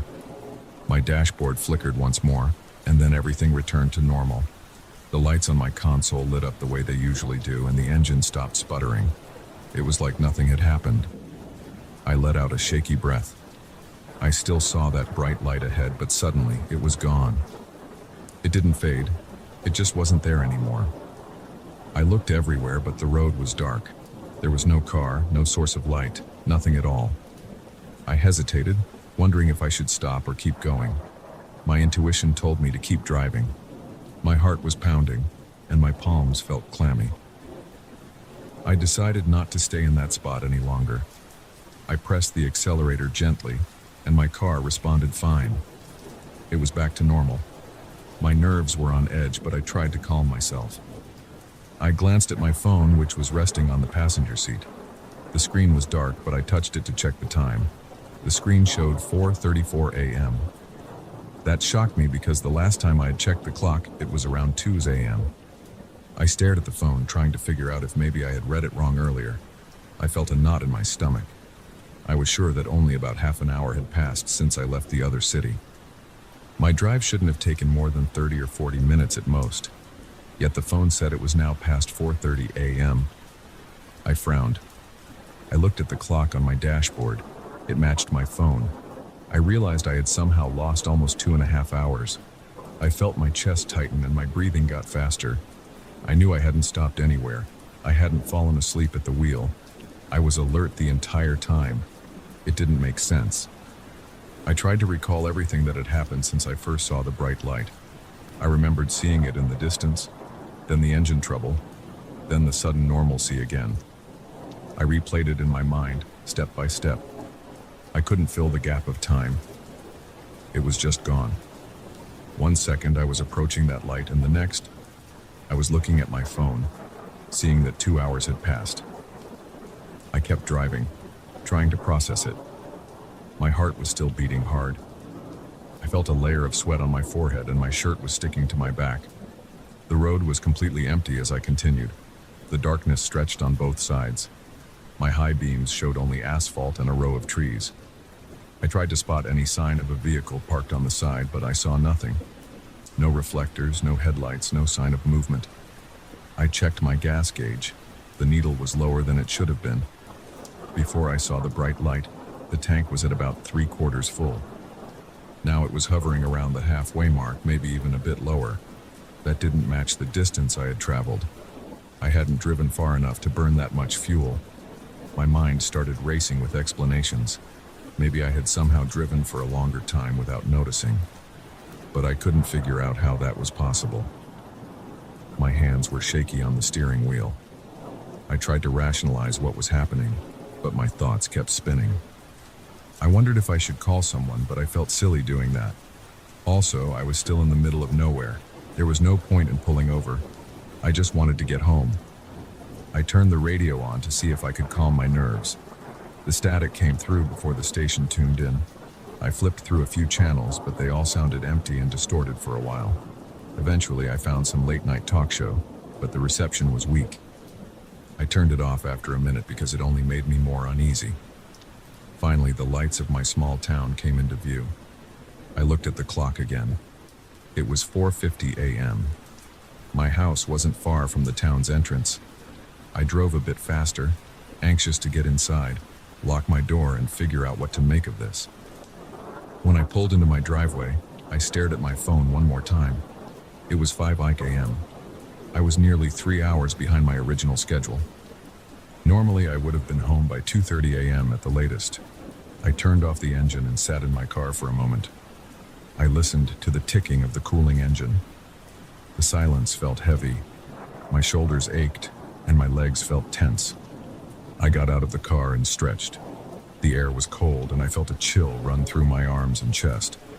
My car looked fine on the outside, no dents or scratches. I checked the tires. They were okay.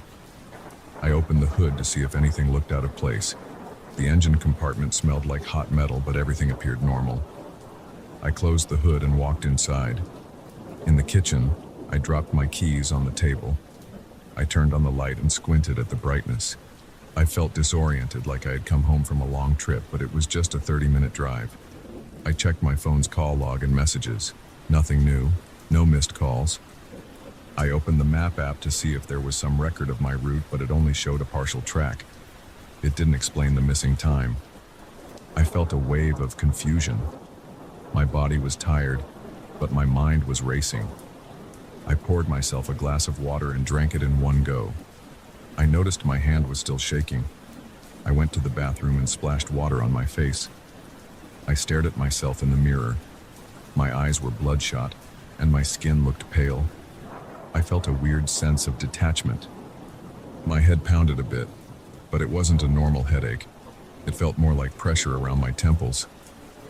I undressed, changed into more comfortable clothes, and went back to the kitchen. I opened the fridge, took out some leftovers, and tried to eat.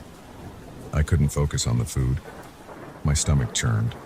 I threw the rest away and sat down at the table. I decided I needed to write down what happened before I forgot. I grabbed a pen and an old notebook. I jotted down the time I left the other city. Then I wrote the time I arrived. I wrote all the details I could remember about the bright light, the engine trouble, and the flickering dashboard. It took me maybe 10 minutes to outline everything. I read it over, trying to see if I missed something obvious. It still didn't add up. I checked the windows a few times, feeling an unsteady sense of paranoia. I kept thinking maybe I'd see that bright light again, or some car that shouldn't be there. But the street outside was dark and quiet. Eventually, I forced myself to get some rest. I didn't expect to sleep much, but I was exhausted. My body craved rest, though my mind was unsettled. The next day, I woke up around noon. I felt groggy, like I had barely rested. My back was stiff, and my neck felt sore. I checked my phone right away. I had a couple of messages from friends sent early that morning, asking why I was still out so late. One of them knew I was supposed to be home around 2:30 a.m. He said he drove by my place at 3 a.m. to drop something off and noticed my car wasn't there. I looked at his messages and felt uneasy all over again. According to him, my driveway was empty at 3:00 a.m., but I didn't see any message or missed call at that time. My phone log didn't show anything. I texted him back and said I must have taken a longer route, but I didn't go into details. That afternoon, I went outside to check the car again. Everything seemed normal. The gas tank was still around half. There was nothing strange on the exterior. I decided to top off the fuel, so I drove to a nearby station. The car ran fine. No sputtering or flickering lights. It felt like any other day. Yet, I couldn't shake the memory of that bright light and the missing time. It didn't feel like a dream. It felt real. I felt every second of that tension. My heartbeat was real, my sweat was real, and the weird static from the radio was real. There were no burn marks on the road, no sign of a collision, no sign of any other vehicles. I never saw a person, never heard voices, just that harsh white light that vanished. I haven't found a good explanation for what happened. Since that night, I avoid that back road when I can. If I need to drive at night, I take the main highway. I'd rather sit in traffic than experience that strange event again. I still feel anxious when I think about the missing hours, and I don't like looking at my phone's location data. It always feels incomplete and doesn't line up with what I remember. Sometimes I wonder if I should set up a dash cam or something, but part of me doesn't want to see a repeat of what happened, or worse, capture something on video that I can't understand. All I know is I left that neighboring city with a clear mind and a simple plan: get home in half an hour. Instead, I arrived almost 3 hours later, with a lower fuel gauge and no logical reason for the delay. I saw a powerful light that made my car's engine die for a moment, and then I lost track of time. Since then, I haven't come up with a normal explanation. That's the honest account of what happened on that dark road. I can't prove it. I can't show evidence. But I remember how it felt, and I remember the shock of realizing how late it was when I finally got home. It's something I carry with me, even if I can't explain it.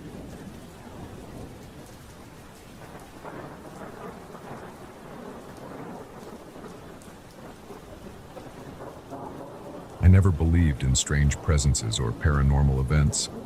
I always assumed everything had a logical explanation. I was wrong. The first time I felt it, I was heading home late, and my mind was already on dinner and the morning's workload. Then I noticed something shift in the darkness behind that concrete column where I always park. It was just a split second, but it turned my night into a tense, nerve-wracking walk to the elevator. I work in a commercial building with an underground parking garage. The place has poor lighting, especially after regular business hours. Most people leave well before 7 or 8 in the evening, so that entire lower level feels abandoned by the time I walk out. My spot is number 37, right next to a thick gray column near the far corner. It's usually convenient because it's close to the exit ramp, but there's a darker area behind that column that barely gets any light from the overhead fixtures. It's not completely pitch black, but it's dim enough that I can't see all the details unless I shine my phone's flashlight. I started noticing something was off about a month ago. I would come down after a long day, maybe around 9 or 10 at night, and I'd get that tight feeling in my chest. My stomach would tense up and I'd feel like I wanted to move faster. I brushed it off as paranoia or stress. But the first physical sign that something was actually happening was when I glimpsed movement in my car's side mirror. I remember it clearly. I was sitting in the driver's seat, door still open, checking my phone for messages. Out of the corner of my eye, I saw something shift in the mirror. It was a shape, dark and quick, moving behind the column. I leaned to get a better look, but when I turned my head, there was nothing. No one was there. I got out of my car, walked around it, scanned the place. It was completely silent. I thought maybe the lights flickered, or maybe I moved in a way that cast a strange reflection. I couldn't figure it out, but it stuck in my mind. The second time it happened, I was even more startled. I had just killed the engine, and I saw a shadow in the mirror. This time it was bigger, like a person standing at full height. I spun around. Nobody. Just the echo of my own footsteps and the low hum of the fluorescent lights overhead. I know rationally it should have been impossible for something to appear, then vanish. There were no other cars parked around me, and the entire floor was basically empty. I tried to ignore it. My hands were shaking, and I remember wiping my palms on my pants before locking the car. I rushed to the elevator, feeling my heart pounding like I had run up a flight of stairs. Every night after that, I felt uneasy. Sometimes I'd catch a little flicker of movement in the corner of my eye. Sometimes I'd hear a faint scraping sound, like a shoe sliding on the concrete. It was never loud. It was always gentle, almost delicate, as if someone was trying not to be heard. But the hair on my arms would stand up every time. One night I decided to tell the security guard. His name is Nelson. He's a friendly guy, probably in his mid-50s, always smiling. He laughed at first. He thought I was messing with him. Then I noticed his smile fade a bit. He told me, "I closed that main gate around midnight. Sometimes I hear steps too. Very light ones, like a person walking slowly." He shrugged, tried to play it off, but I could see in his face that it bothered him. I started to leave work earlier to avoid that creepy feeling. But sometimes I couldn't leave on time. The nature of my job forced me to stay late. On those nights, I dreaded walking downstairs. I'd stand in the elevator and feel my stomach tightening as the numbers dropped from the ground floor to the basement. Then the doors would slide open and that stale, musty smell of the garage would creep in. The lights would flicker sometimes, but not always. The one nearest my space, though, had a tendency to blink every now and then, giving that area a jittery glow. I remember one particular Friday. I left the office at around 11. It was one of those nights when everything was dead quiet. I walked to my car with my eyes darting around, checking every corner. My footsteps echoed.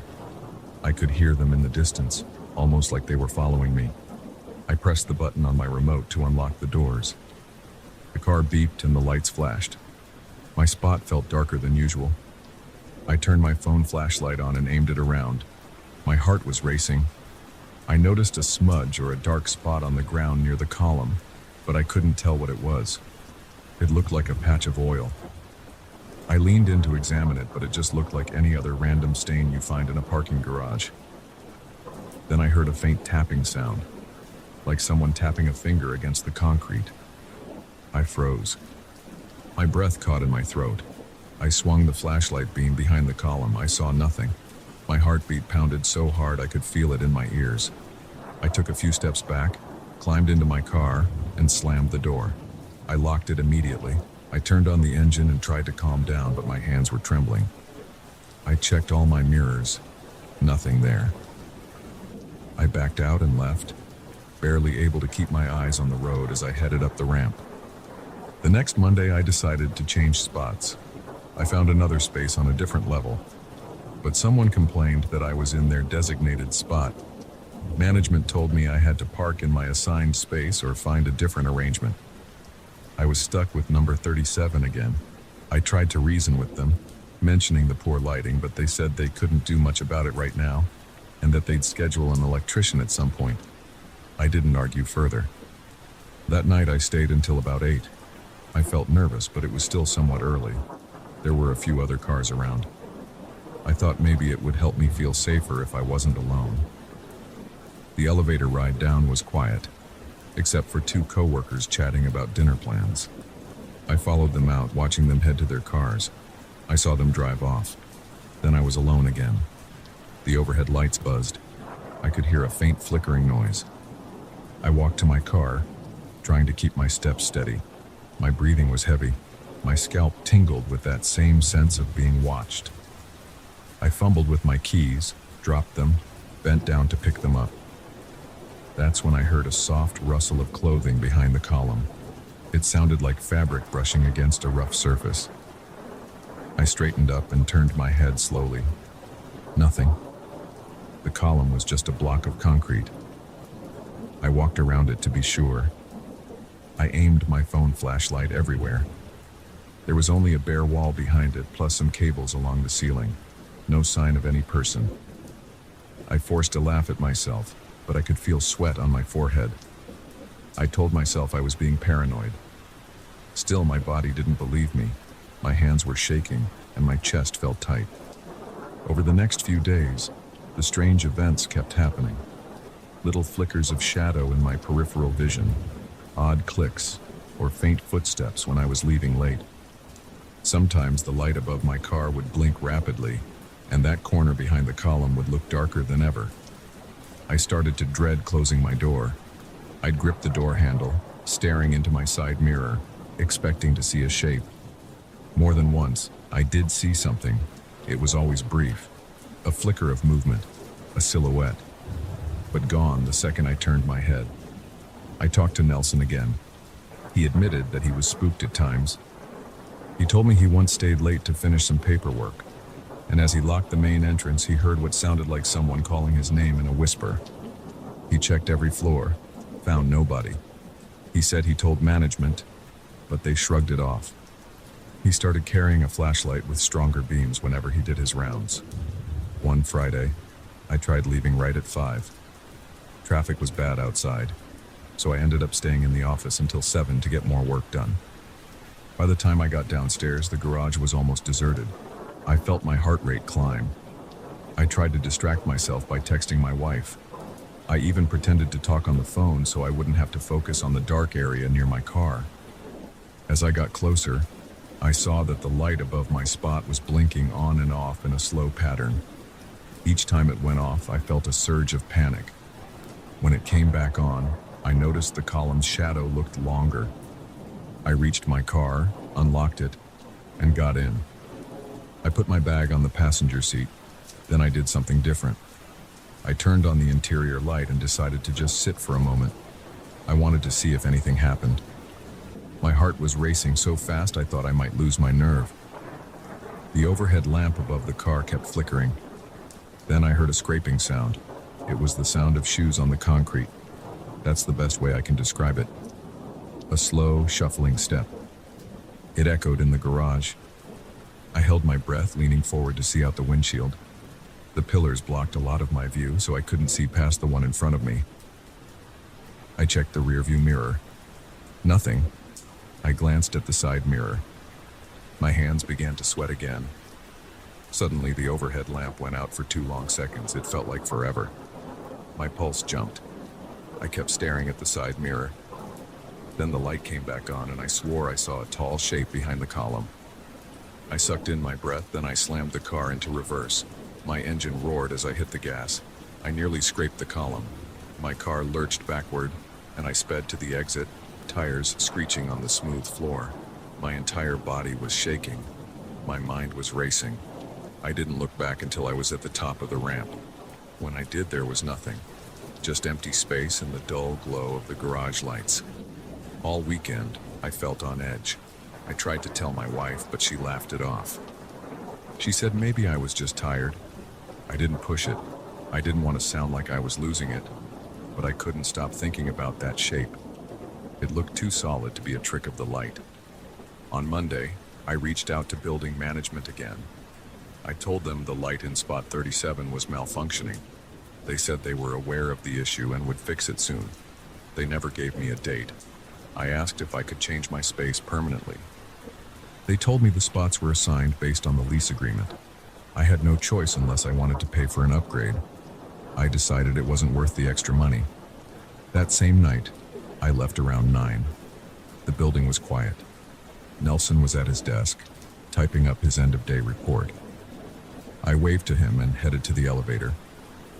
As soon as I got to the basement, I felt that rush of dread again. I clenched my fists, trying to keep my cool.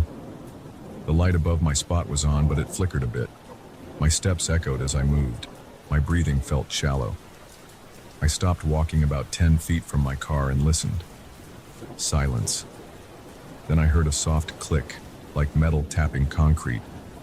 I slowly moved toward the sound, shining my phone flashlight near the column. There was nothing there.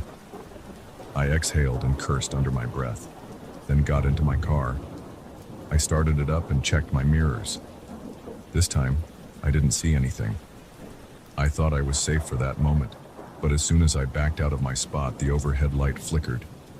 In that split second of darkness, I thought I saw the shape again, like it was pressed against the far side of the column. A cold sweat broke out over my forehead. My arms felt weak and my hands tingled. I floored the gas and sped up the ramp, nearly clipping the walls as I turned. I told Nelson again the next morning. He admitted he was hearing those steps almost nightly now. He also said he heard a faint whistle one evening, but he couldn't tell if it was the wind or something else. We both agreed there was something off about that garage. We didn't know what. We didn't have answers, but we knew it wasn't normal. Nelson said he would keep an eye on the surveillance feeds. I told him to let me know if he saw anything. A few days passed. The repairs on the flickering light still hadn't happened.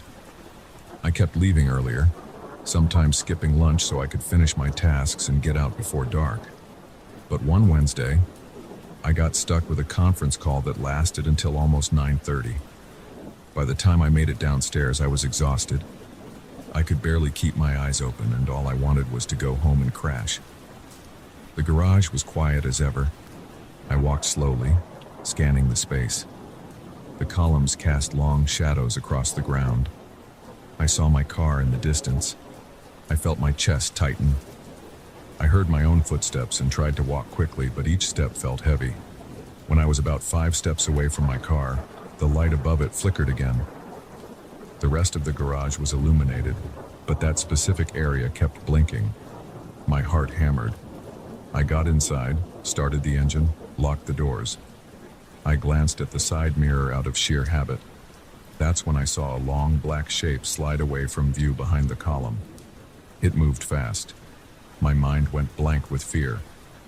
I revved the engine and sped out, heart pounding, muscles tense. I have no explanation for what I saw, but I know it was real. I know the security guard has heard things. I feel that presence every time the light flickers, every time I approach spot 37. I keep telling myself it's just some trick of the lighting, some strange reflection, or maybe the wind moving debris. But it doesn't feel like that. It feels like someone is there. I can't describe it any other way. Whenever I'm alone at night in that garage, I sense that I'm being watched from that dark corner. I see the shadow in my mirror. I hear the soft shuffling. And I can't shake the feeling that one day, when I turn around, I'm going to find something standing there staring back at me. Until management fixes the light or lets me park somewhere else, I'm stuck dealing with this tension every night I stay late. I hate that walk to the elevator. I hate the moment I unlock my car and slide into the driver's seat, not knowing if something's right behind that column just out of my line of sight. I don't have any big conclusion or revelation. This is just what's been happening. It's unsettling, and I'm not sure how to handle it. Every time I step into that garage, my stomach twists, and I can't wait to get out. I lock my doors and drive off as fast as I can. That's my story so far. I'm hoping it ends soon, but right now I have no idea what's lurking behind that column in spot 37. I just know it's there, and it doesn't feel friendly.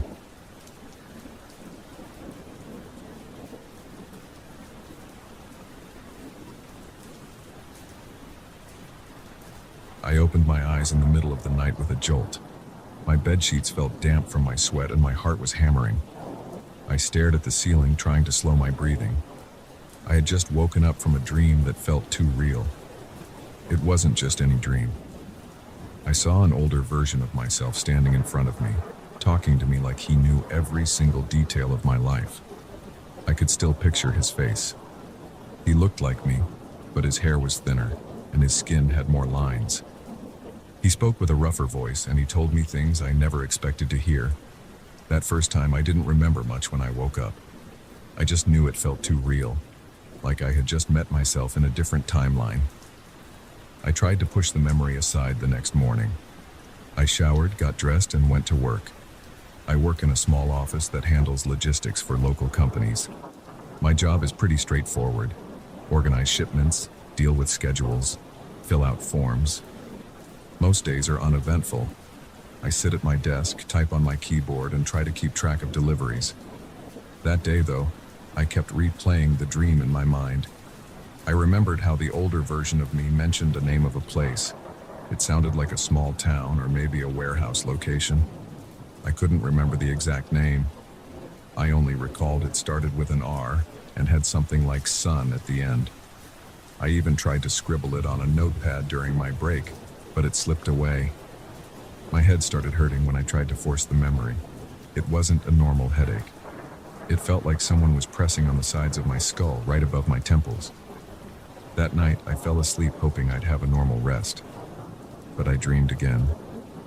This time, I found myself in a large hallway. The walls were white and the floor felt cold under my bare feet. Then I spotted the older version of me at the end of the corridor. He beckoned me to follow him. I didn't question it in the dream, I just walked behind him. He led me into a small office that looked like a counselor's room or something like that. There was a desk, a few chairs, and a lamp. He pointed to the lamp and said something about decisions. He mentioned a date, July 14th, and said that on that date I would need to be ready for a sudden change at work. He said I'd get an offer I shouldn't ignore. Then he turned to me with a serious look and said, "Don't hesitate. Say yes." I tried to ask what he meant, but he shook his head and told me I'd understand soon. I woke up before I could say anything else. My head was throbbing again. I felt an urge to write everything down, but the moment I reached for a pen, a wave of dizziness hit me. I sat on the edge of my bed, staring at the floor. My stomach felt unsettled. My forehead was damp. I started writing. July 14th. Big change. Say yes. But I couldn't remember more details. When I tried to push further, the pain in my head got worse. I stopped. My breathing was shallow, and I felt a tingling sensation in my hands. Over the next few weeks, the dreams kept coming. Each dream had a slightly different setting. Sometimes I was in a parking lot. Sometimes I was in my own bedroom, but it looked older and more worn. Each time, that older version of me appeared and gave me bits of information. He talked about meetings, job opportunities, and a few random details that made little sense to me. I caught words like Renfield, storage contract, and branch expansion. None of it sounded familiar. It felt like a puzzle, but every time I tried to remember all the pieces, my head started pounding. One morning, I woke up with a sharp pain in my right arm. I looked down and saw a faint mark that ran from my wrist to the middle of my forearm. It wasn't a scar. It was more like a scratch that I didn't notice until I touched it. It felt tender and raw. It reminded me of something I'd seen in my dream a few days before. In that dream, I saw my older self roll up his sleeve.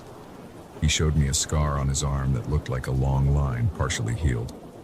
I didn't think much of it at the time, but now I had a similar mark in the exact spot. My heart started racing.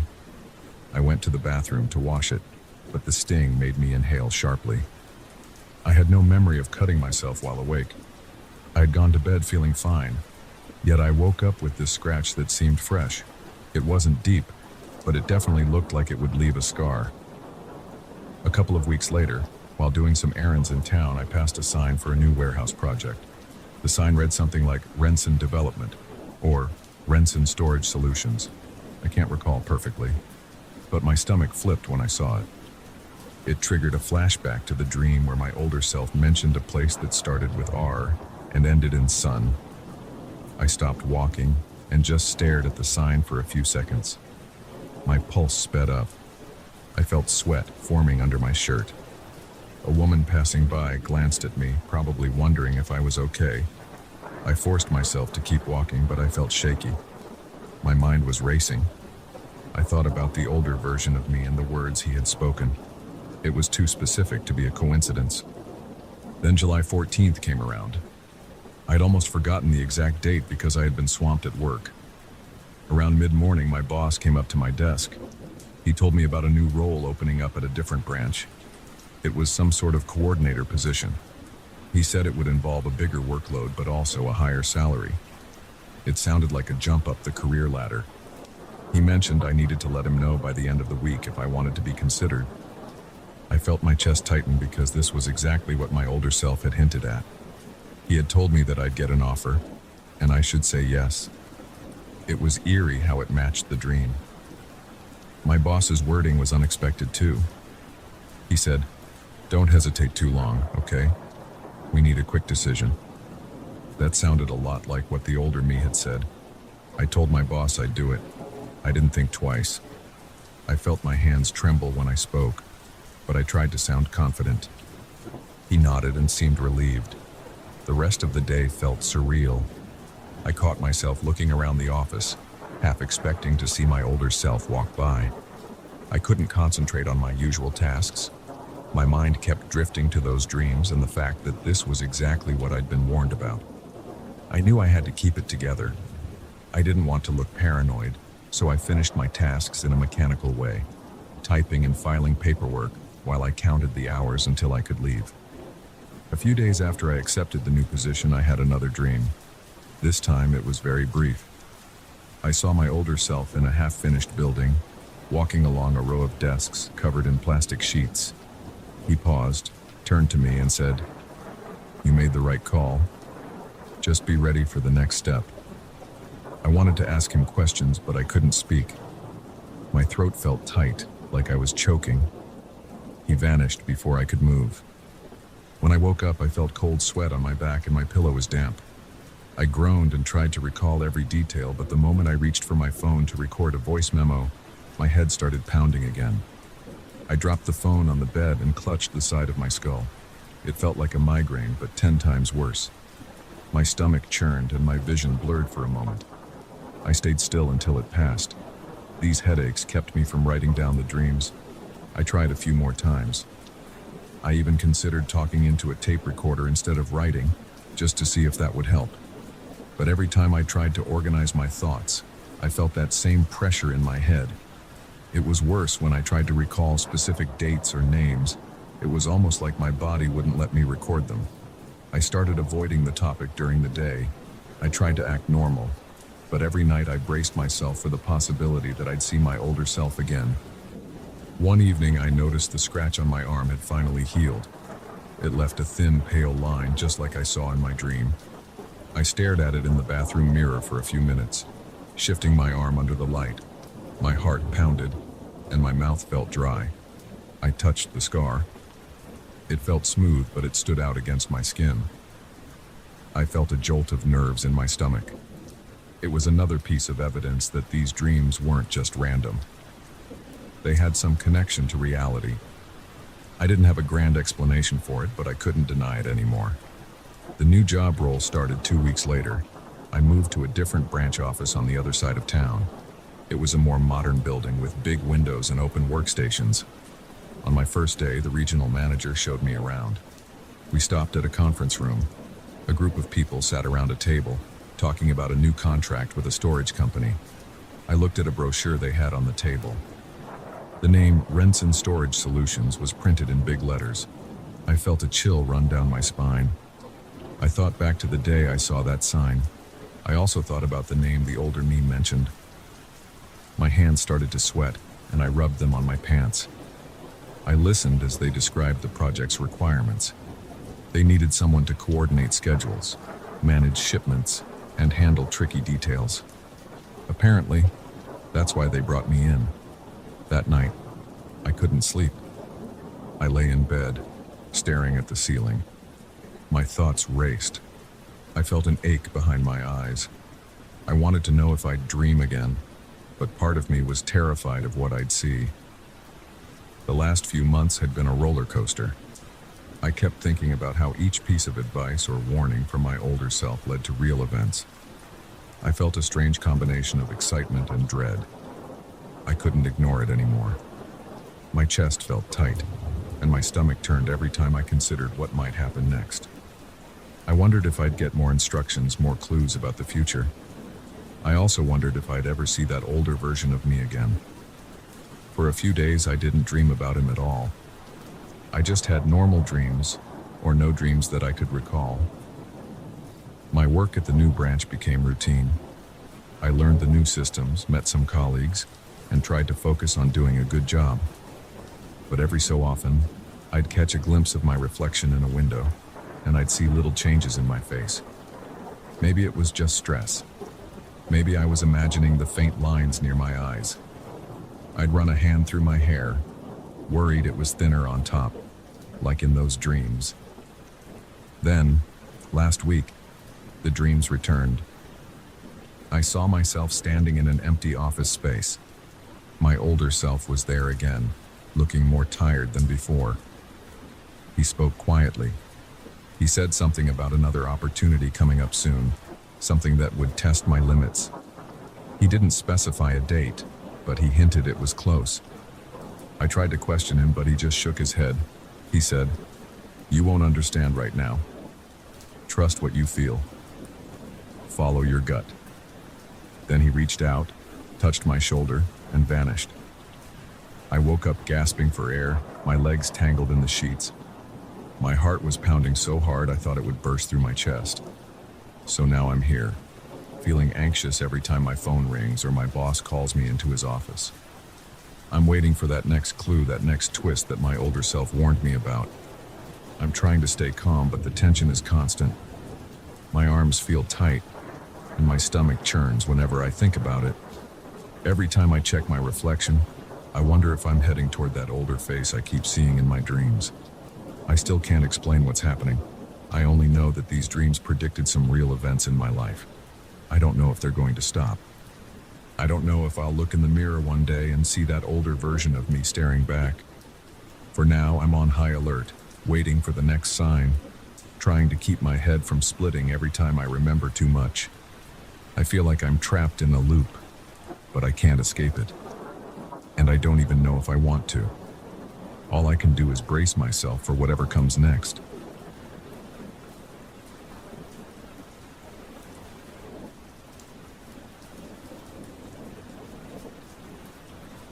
I never expected to feel my own body slam against a steering wheel while I was still standing behind the restaurant's front counter. But that's exactly what happened a few nights ago, right after closing time.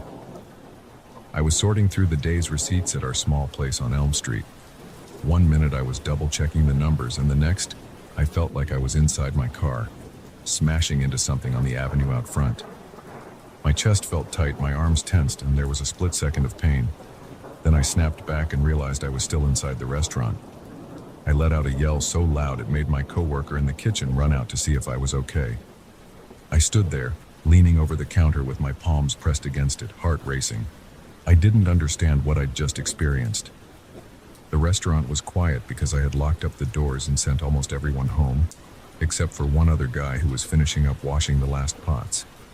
I glanced at him, told him I was fine. My voice sounded shaky. He asked if I was sure, and I just nodded and said I'd handle it. He shrugged and went back to his pots, probably assuming I'd had some weird dizzy spell from lack of sleep. But this was different. I was wide awake. It felt like I'd actually been in a collision. It took me about a minute to settle down. My chest was still tight, and I kept swallowing because my throat felt dry. My arms trembled a bit, and my forehead was damp with sweat. I tried to focus on the receipts again. I stood there with the cash drawer open, counting the bills in small stacks. The numbers swam in my vision, so I took a few deep breaths. My watch said it was 11:23 p.m. I wanted to get home. I told myself I'd finish the count, close up properly, and then leave. I forced myself to look outside through the glass window at the front of the restaurant. The street lights along the avenue created patches of light on the asphalt.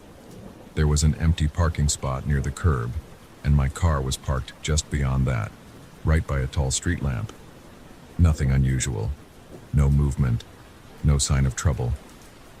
The street was almost deserted, maybe one or two cars drifting by every few minutes. I began to wonder if I was just losing it after a long day. We had a couple of big groups at dinner, and I'd been on my feet since mid-afternoon. Maybe exhaustion was messing with me. I closed the cash drawer, locked it, and grabbed my keys. I stepped back into the kitchen to tell my coworker I was heading out. He waved a wet hand at me and said he'd finish mopping. The dishwasher was humming, and I heard the last few plates clanking inside. I thanked him for staying behind. He just nodded. I walked to the back office, filled out the closing log, and grabbed my jacket. My mind kept drifting back to that strange flash, that brief moment where I'd felt actual impact. I could still feel the jolt in my upper body, like the memory of that sensation was fresh in my muscles. When I was done, I stepped through the dining area, unlocked the front door, and stepped onto the sidewalk. The city air felt cool against my face. I could smell the faint odor of car exhaust and fast food grease from the joint down the street. I shivered a little because I was still shaken. My car keys jingled in my hand. The sidewalk was empty, the lamp above me buzzing. I walked toward my car, and that was when I heard a screech of tires. My stomach dropped. It sounded violent, like rubber grinding against the pavement with full force. I spun around. I saw headlights weaving on the avenue, then a car lost control and veered toward the curb. The vehicle slid sideways, jumped the sidewalk, and slammed into a thick metal lamppost. Sparks flew when it hit, and there was a loud bang that reminded me of metal crashing in the kitchen but amplified 100 times. The shock of it sent a blast of adrenaline through my body. My heart started pounding so hard that I felt it in my temples. I stood there frozen for a second. The car that hit the post was the same color and model I'd seen in my flash. It was a gray sedan, maybe a few years old, with a slight dent on the rear fender. In my vision, I remembered seeing the same shape, the same color, the same angle of collision. The front of the sedan was now crumpled around the pole, steam escaping from under the hood. I swallowed hard, trying to make sense of it. A few other people came running from nearby shops or from further down the sidewalk. Someone was shouting, "Call 911!" People converged on the crash site. The driver's door opened and the driver stumbled out, looking dazed. He put a hand on his forehead, and I saw blood trickling down his cheek. His eyes were wide, and he was breathing heavily. But he was standing, which meant he was conscious and probably not in a life-threatening condition. My stomach churned with a mix of relief and fear. I took out my phone to call emergency services, but I heard someone else say they were already on the line with them. So I moved closer to see if the driver needed help. My hands felt cold, even though it wasn't that cold outside. The driver leaned against the side of the car, breathing in fast bursts. A few people tried talking to him, asking if he was okay. He muttered something about losing control of the steering. He said it happened so fast. He kept repeating, "I don't know what happened," over and over. He wasn't slurring, and I didn't smell alcohol, so I couldn't tell if he was just rattled or if something else caused it. Another bystander took off his jacket and pressed it against the driver's forehead to stop the bleeding. The driver winced but didn't pull away. I hung back, not wanting to crowd him. Then I glanced at my own car, which was only a few yards away. If that sedan had come at a slightly different angle, my own car would have been crushed. I exhaled slowly, realizing how close that had been. My mouth felt dry again, and I was a little lightheaded. I walked over to a bench on the sidewalk and sat down. My legs felt wobbly, so I kept my hands on my knees, leaning forward a bit to steady myself. I thought about the weird flash I'd had inside the restaurant. That sudden image of me in an accident. It had felt so real. And then this happened in almost the exact same spot, with a car just like mine. Within a few minutes, I heard sirens. An ambulance arrived, followed by a police cruiser. The paramedics rushed to check on the driver.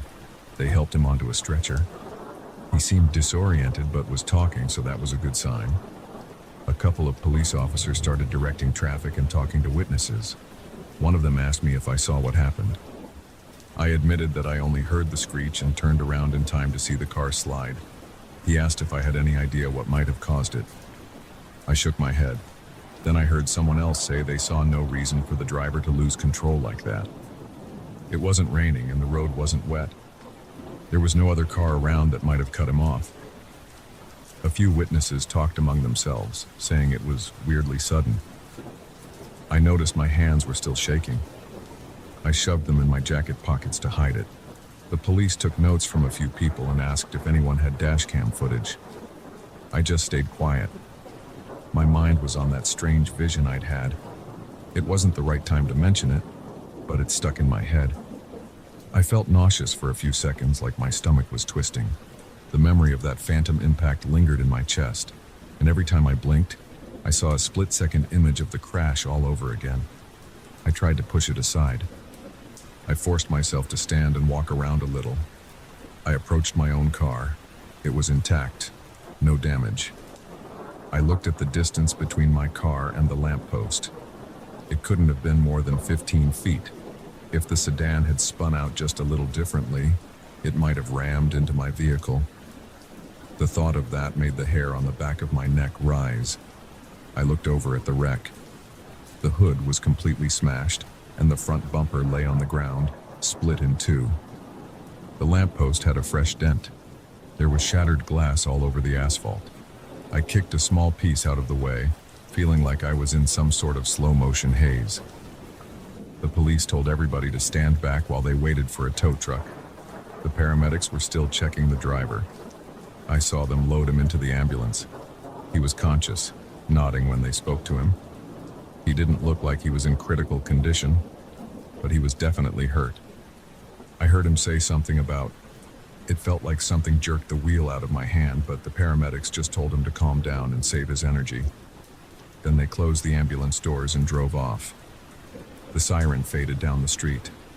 I watched as the police started clearing the debris. Another officer came over to me, asked for my statement again just to be sure. I told him the same thing.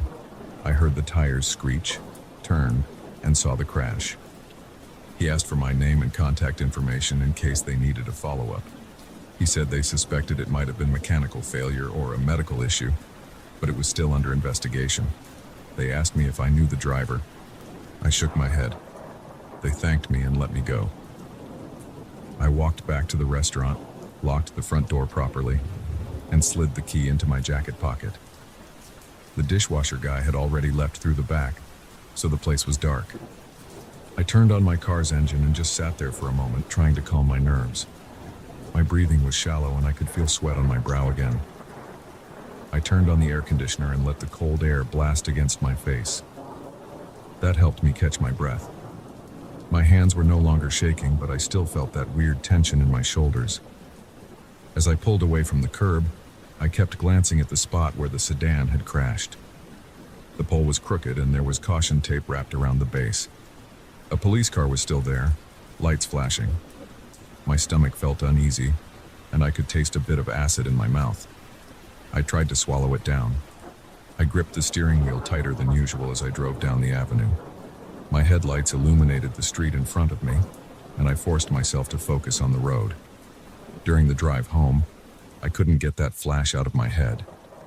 The feeling of the seatbelt digging into my chest, the jarring sensation when the car slammed into something. I could still feel the jolt in my body. It hadn't happened physically, but it was real in my mind. I kept blinking, checking the mirrors. Everything looked normal. No other cars were swerving, no sudden obstacles. After a few blocks, I turned onto a quieter street and tried to calm down. My breathing became steadier.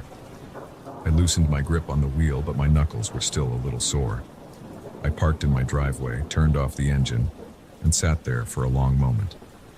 My heart rate was almost back to normal, but I felt drained, like I had been through a real car accident. I leaned my head against the headrest, closed my eyes, and inhaled. The only sound was the ticking of the engine cooling down. My arms felt heavy. I had this urge to check for bruises on my chest or arms, like I might find physical proof of that vision. But I didn't see anything. My shirt was dry. My skin looked the same. I rubbed my eyes, grabbed my bag from the passenger seat, and went inside. I locked my door behind me and flicked on the hallway light. It was quiet in my apartment, and I dropped my keys onto the little table by the entrance. I slipped off my shoes and just stood there, unsure what to do next. My mind kept playing the crash over and over. The screech, the slam, the same exact color and model of car I drive. My hands were shaky again. I went to the kitchen and poured myself a glass of water, gulping it down in a few seconds. That helped a bit. I set the glass on the counter, stared at it, and tried to ground myself in the moment. A few minutes later, I decided there wasn't much else I could do. The driver had been taken care of by the paramedics. The police were investigating. Nobody else got hurt and my car was fine. But I couldn't ignore the fact that I'd seen something or felt something before it happened. I turned off the kitchen light, walked to my bedroom, and sat down on the edge of my bed. My mind was racing. Still, I tried not to think about the deeper meaning behind it. All I knew was that I'd had some sort of intense, vivid flash, and then a real accident occurred almost the same way I'd envisioned. I didn't have answers, and I didn't want to linger on it. My chest felt tight, so I lay back on my pillows and took slow breaths. I stayed awake longer than I intended, staring at the ceiling in the dark. Now and then, I'd hear the echo of that crash in my head, but eventually my exhaustion took over. I just let myself drift off, hoping I'd feel calmer in the morning. As I closed my eyes, I felt the weight of the day pressing down on me. I didn't dream about the accident again, but I woke up a couple of times in the night with my heart pounding. I'm not sure if I'll ever fully shake off the memory of that sudden flash. It was just too real. And seeing that exact car smashed in the exact spot I'd envisioned was something I'll never forget.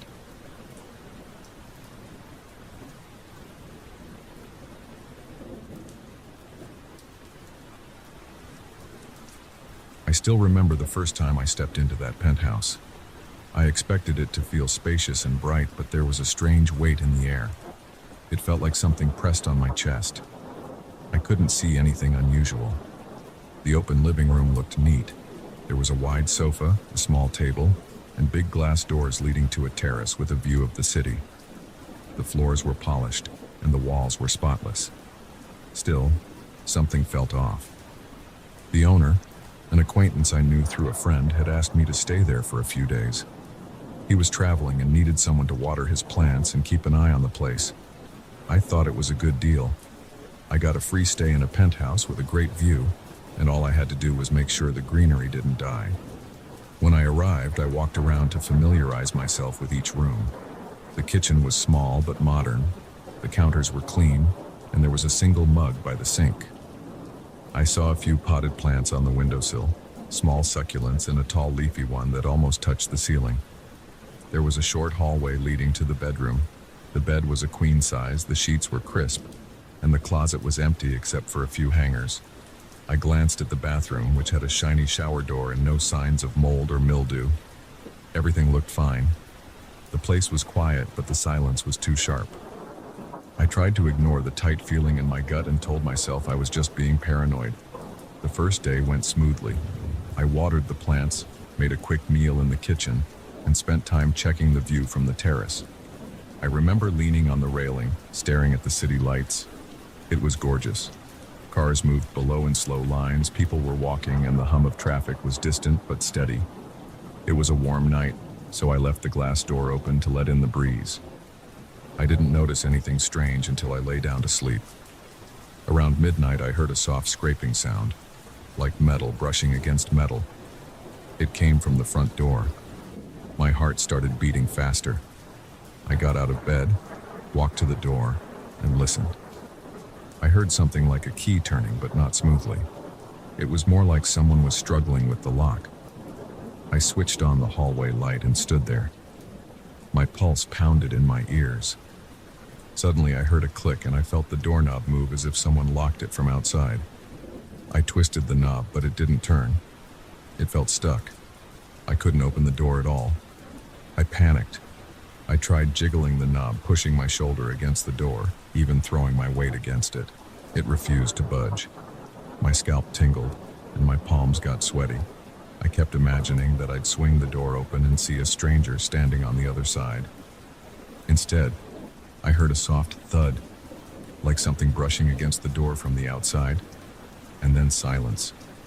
I stopped to catch my breath. I felt my pulse hammering, and every breath was too loud. After maybe a minute, I put my ear to the door.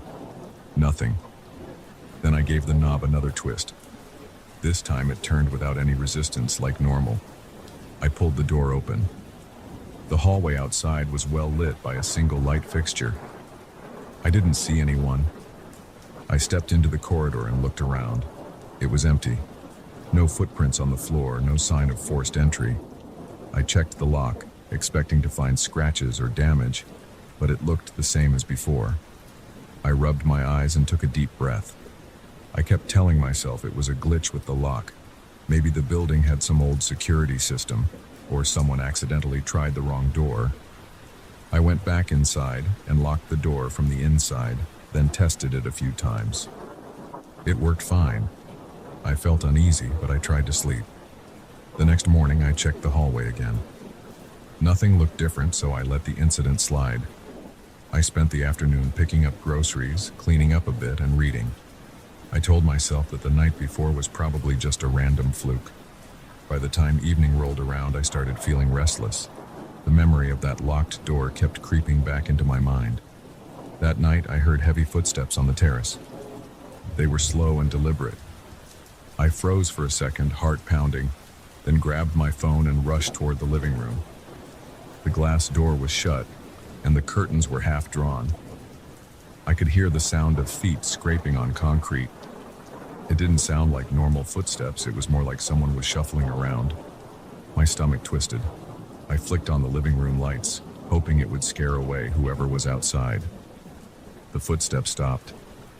I moved to the glass door and tried to slide it open, but it felt stuck, like something was jamming the track. The handle wouldn't budge. I pulled harder. Nothing. I pressed my face to the glass, but the reflection from the light made it tough to see. I switched off the living room light and looked again. The terrace was dimly lit by the city glow. I could make out the table and a couple of chairs. No one was there. I pushed on the door, but it wouldn't move. My arms were shaking and a bead of sweat rolled down my temple. I suddenly felt a blast of cold air blowing in through a small gap in the frame. It didn't make sense because it was a warm night. The air felt icy against my face and arms. I shivered. My teeth pressed together and my heart thumped. I tried the handle again. It moved a fraction. And then, just as quickly, the door slid open easily, like there was never any resistance. I stepped out onto the terrace, my legs stiff. The night was humid and warm, but that icy breeze was gone. I checked every corner of the space. The table was in its usual spot. There were no footprints, no sign of movement. Nothing was out of place. I went back inside, closed the door, and locked it. My hands were trembling as I pulled the curtain shut. I double-checked the lock, then switched off the lights in the living room and returned to the bedroom, where I spent the night tossing and turning. Early the next morning, I decided to inspect the entire apartment in daylight. I searched for loose windows or any other way someone could sneak in. Everything looked secure. The plants were fine. I watered them, trying to distract myself from the tension in my chest.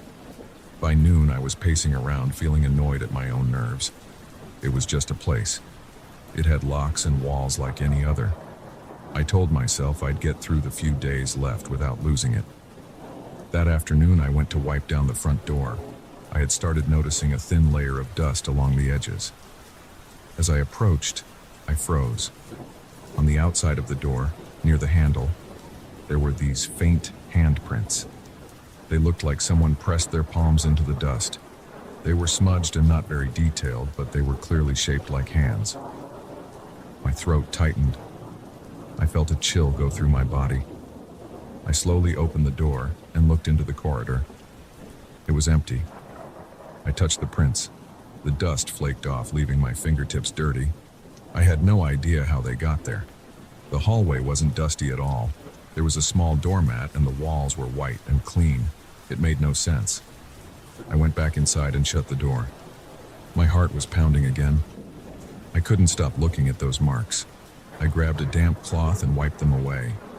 It took a few passes to get rid of the outline. Then I locked the door again, checked every room for intruders, and sat on the sofa, trying to calm down. My mind ran in circles. If someone was playing a prank, they had to have a key or be really sneaky. But there was no sign of forced entry, and the building had a decent security system in the lobby. I had to show my ID every time I came in. It didn't make sense that someone was messing with me so consistently. That evening, I forced myself to do normal stuff. I cooked dinner, watched a bit of TV, and made a video call to a friend. I didn't mention the weird stuff. I just tried to act normal. Around 11 p.m., I turned off the lights and went to bed, determined to sleep through the night without jumping at every sound. For a few hours, it worked. I dozed off. Then, around 3 a.m., I woke up abruptly. There was a dull, thudding noise, like someone was bumping into a wall. My heart sped up right away. I sat up in bed, listening. The noise stopped. Then I heard a soft click, like something being placed on the floor. I couldn't place the location. It might have come from the living room, or even the hallway outside the door. My body tensed, and a wave of dread crawled up my spine. I realized I didn't want to open the bedroom door. Instead, I grabbed my phone and used the flashlight feature. I slowly tiptoed across the bedroom. When I opened the door, the corridor inside the apartment was dark. I walked toward the living room, scanning around. I didn't see anyone. I checked the terrace door, still locked. The windows were secure. The sofa was where I left it. The TV was off. I didn't see any movement.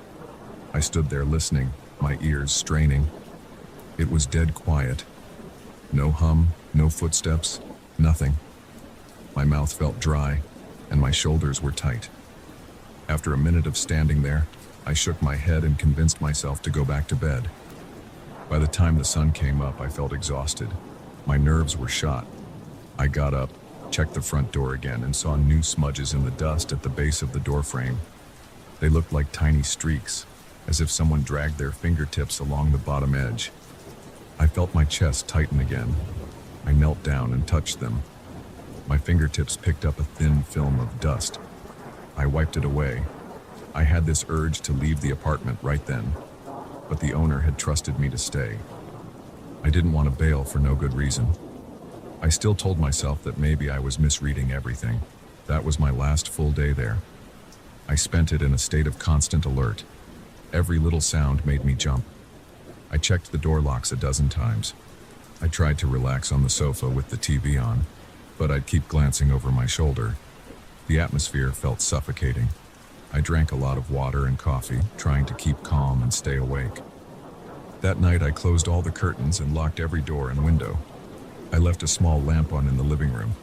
I lay in bed wide awake until around 2 a.m.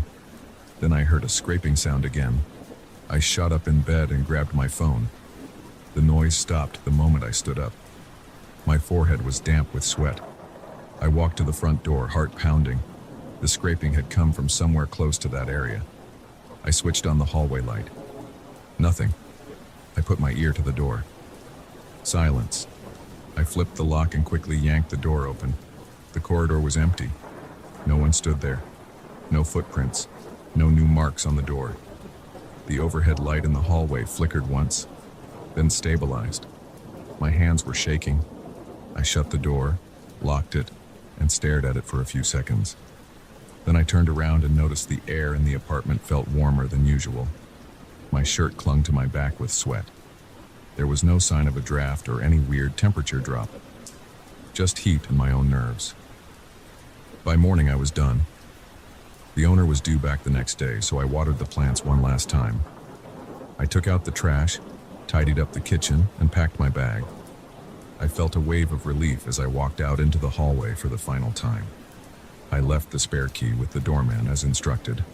I didn't bother mentioning the weird incidents. It felt pointless. If someone else had been messing around, they'd have to deal with the doorman's cameras and security. If it was something else, I didn't want to think about it anymore. When I finally stepped outside the building, the morning sun felt too bright. My eyes stung from lack of sleep. My body felt heavy, but my mind felt lighter, just knowing I was gone from that penthouse. I still can't explain what happened there. I only know that in those few days I heard footsteps, felt cold drafts in warm weather, and found handprints in dust where they shouldn't have been. I don't know if someone was trying to scare me, or if there was some other cause. I just know I'll never stay in that apartment again. Whatever lingered in that place made my skin crawl, and I'm glad I walked out of there in one piece.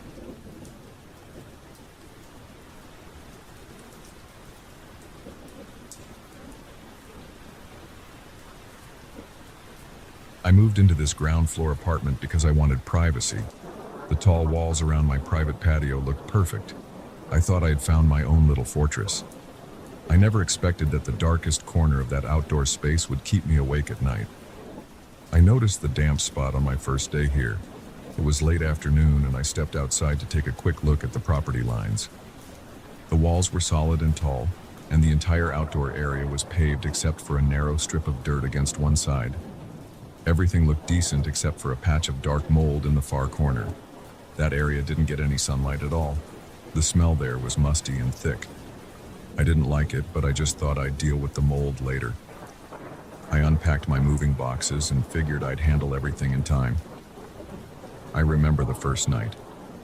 I sat in my living room going through some emails when I heard a soft thump coming from outside. I paused and listened. It sounded like a slow, dull tapping on the wall. It wasn't loud, and it felt like something was brushing or scratching from the other side of the concrete. The sound lasted for a few seconds, then stopped. I shrugged it off as outside noise or maybe a neighbor. It seemed silly to worry about it, but it happened again an hour later, just after midnight. It was a short sequence of knocks or scrapes, then silence. It raised the hairs on my arms because it sounded too close, like it came right from that damp corner. The next morning, I went outside to take a better look at that corner. The patch of mold had spread. It formed a dark, uneven pattern on the lower portion of the wall. I walked up to it, and a stale, chilly breeze brushed across my face. It felt like a draft, but there was no opening or vent. The walls were solid. I put my hand close to the surface. It was cold to the touch and droplets of moisture clung to the wall. I scraped it lightly with a flathead screwdriver I found in my toolbox. The mold came off in thin layers, leaving a slimy residue on the metal. I felt a little nauseous when I saw it. The spot made me uneasy, but it was just mold, so I told myself it was normal in a moist, shaded area. That evening, I placed a plastic garden chair in that corner, thinking I might try to block any weird drafts. I also wanted to see if it stayed damp underneath objects. went to bed and slept okay until around 3 in the morning. Then I woke up to a faint scraping sound. I got out of bed, walked to the sliding glass door that leads to the patio, and peered outside. The nightlight in the patio area was faint, but I could see something that looked like motion near the corner. I froze. My heart pounded and I felt my palms get sweaty. I stared for maybe 30 seconds. I didn't see anyone. I didn't see any animal either. The sound stopped. I stayed there for another minute, on edge, but eventually I went back to bed. In the morning, I checked the corner. The chair wasn't where I left it. It was 2 or 3 feet away from the wall, shifted to the side. There were faint scrape marks on the concrete, like it had been dragged. It didn't look like wind damage. I tried pushing the chair around to see how easily it moved. It was pretty light, but the scrape marks suggested a deliberate movement. I didn't see footprints or signs of intrusion. The tall walls and locked gate made it unlikely that anyone was hopping inside. Still, it bothered me. I looked up at the sky and realized how shady that area was. The sun never reached it.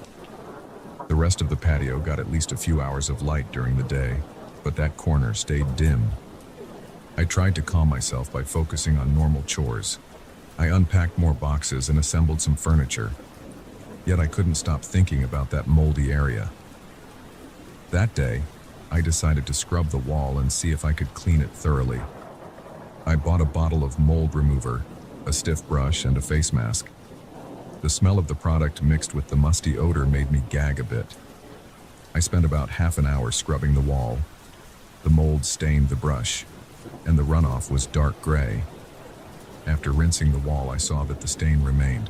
It was lighter, but it wouldn't come off completely. I decided to let it dry and try again another day. That night, I heard the scraping noises again. This time it sounded like a single tap, a pause, then a slightly louder scratch.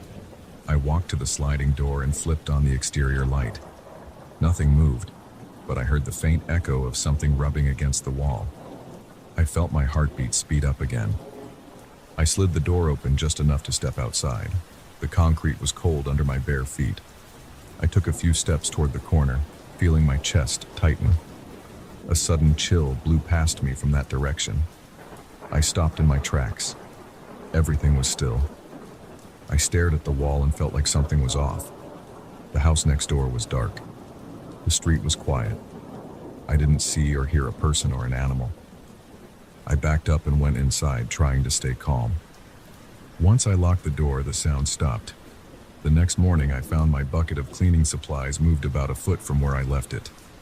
There were fresh scratch marks on the wall, small and shallow, as if someone had scraped the surface with a sharp object. I ran my finger over the marks. It felt rough. Tiny flecks of dried mold or maybe concrete dust stuck to my fingertip. I considered the possibility of an intruder. But how would they get in or out without me noticing? The gate was locked. The walls were tall. The building's main entrance was a long hallway away. I started feeling nervous about staying there alone at night. I decided to install a small security camera pointed directly at that corner. It was a simple setup, a Wi-Fi camera with motion detection and night vision, plus an SD card for local recording. I tested it by waving my hand around the corner. The footage looked clear. That night, I kept the camera on. I went to bed around midnight. I woke up just before 6 in the morning and checked the footage. The file ended around 3 in the morning with a corrupted video. The final minute or so was just garbled pixels, and then it cut off. The camera was still running, but the recording had stopped. I pulled the SD card and tried to view it on my laptop. Nothing. It was all static after a certain point. I had no explanation. The device itself didn't show signs of damage, but the data was useless. I tried again the following night, this time with a different memory card. The same thing happened, corrupted files after a few hours. I even tried a third time, connecting the camera to a different power source, but the problem persisted. I didn't see a single clear frame of what happened past 2 or 3 in the morning. I started to wonder if there was some weird interference or maybe a fault in the camera. But it felt more personal than that. Every time I checked the corner, something was moved or knocked over. I spoke to my neighbor, a retired guy who lived upstairs. He said he never heard anything suspicious at night, and he'd never experienced problems with mold. He asked if maybe I had a rodent issue. I considered it. Could rats or some other animal be responsible? But I couldn't figure out how they could drag a chair or a bucket without leaving signs like droppings or gnaw marks. The neighbor suggested calling the landlord for a mold inspection, but I owned the apartment, so it was my responsibility. I called a professional mold remediation company for a quote. They told me they'd charge a lot to treat the wall with special chemicals and maybe install a dehumidifier in that corner. I made an appointment for the following week. Meanwhile, each night, the noises continued. It was always the same pattern: faint tapping or scraping, usually sometime after midnight. It never lasted more than a few minutes. Sometimes I'd try to ignore it, but I'd get out of bed anyway. I'd walk to the sliding glass door, look outside, and never see anything. When I built up enough courage to step out, the air near that corner felt heavy and cold. If I left anything in that corner, I'd find it moved slightly the next morning. One night, around 2 in the morning, I decided to approach the wall again. I had my phone's flashlight on, shining it directly at the mold patch. The mold looked thicker than before, and the shape of it was uneven. The smell was awful. When I got closer, I thought I saw a faint ripple in the texture, as though the mold was moving. I blinked, stepped forward, and looked again. Up close, it was just wet patches on the concrete. But something about the surface made me shiver. It looked like dozens of tiny pores, each oozing moisture. My stomach churned. I stepped back. Right then, my phone's flashlight flickered for a second. It never did that before. The battery was full. My phone had no damage. But the light flickered again, then went steady. I turned around and walked straight back inside. I shut the door and locked it. My heart was pounding so hard I could hear it in my ears. I tried to sleep, but every time I closed my eyes, I imagined that mold creeping across the wall. I pictured it spreading over the patio floor, inch by inch, or seeping under the door. My rational mind told me this was just a fungus in a damp corner, but my instincts were screaming at me that something else was going on. My chest felt tight. I was breathing faster than normal. I forced myself to lie down and calm my heart rate. It felt like hours before I fell asleep. By the time the mold remediation team arrived, I was exhausted. 2 guys in uniform showed up with equipment: a chemical sprayer, protective gear, and a large industrial fan. They took one look at the corner and said it was a pretty bad infestation. I stepped aside and let them do their job. They scraped off a lot of the mold, applied a heavy-duty cleaner, and then used a fan to help dry out the area. They left after about an hour, telling me to keep an eye on it and let them know if it came back. They also said I might need better ventilation in the patio, but it was basically an enclosed space, so options were limited. That night I went to bed feeling more optimistic. The wall looked cleaner. The smell wasn't as bad. I actually slept until nearly 5 in the morning without interruption. Then I heard it again. A series of soft taps. I jumped out of bed, raced to the patio door, and turned on the light. The mold wasn't fully gone. A fresh patch was already creeping across the base of the wall. The air felt cold again. I stepped outside cautiously. My bare feet touched damp concrete. The humidity in that corner was back. I watched droplets of moisture forming along the newly cleaned surface. I stood there for a minute listening for movement. Nothing else happened. The tapping had stopped as soon as I opened the door. In the morning, I checked the camera footage. Corrupted again, right around the same time. I felt a sinking feeling in my gut. I started to doubt myself. Was I imagining things? Was my camera defective? I tried a different brand of camera, but the results stayed the same. Corrupted recordings after a few hours. No clear explanation. I considered sleeping in the living room with the sliding door open, just to keep an eye on that corner. But the thought of staring at that dark patch all night made my skin crawl. Instead, I tried to come up with a plan. First, I bought a motion-activated floodlight. I installed it on the patio ceiling so it would shine directly at the corner. If anything moved there at night, it would trigger a bright light. Setting it up took me a couple of hours. I tested it in the evening by waving my hand in the corner. It worked. A sudden beam of light illuminated the wall. Around 1 in the morning, I was still awake, scrolling on my phone, when I heard a pop from outside. Then the floodlight clicked on. I jumped up, grabbed a metal flashlight, and hurried to the sliding door. The floodlight was shining, but I didn't see movement. I opened the door and stepped out. The corner was lit up, and the mold glistened like black slime on the wall. The air stank of mildew. I looked around, walked up to the wall, and found nothing. No intruder. No animal. I stood there, feeling my heart race, listening. The floodlight turned off after a minute because there was no motion to keep it activated. I stood in the dark, only my flashlight shining on the damp wall. I heard a quiet sound behind me, like a raspy exhale. I spun around. The air was still. I saw no one, no thing. I backed away toward the door, refusing to turn my back on that corner.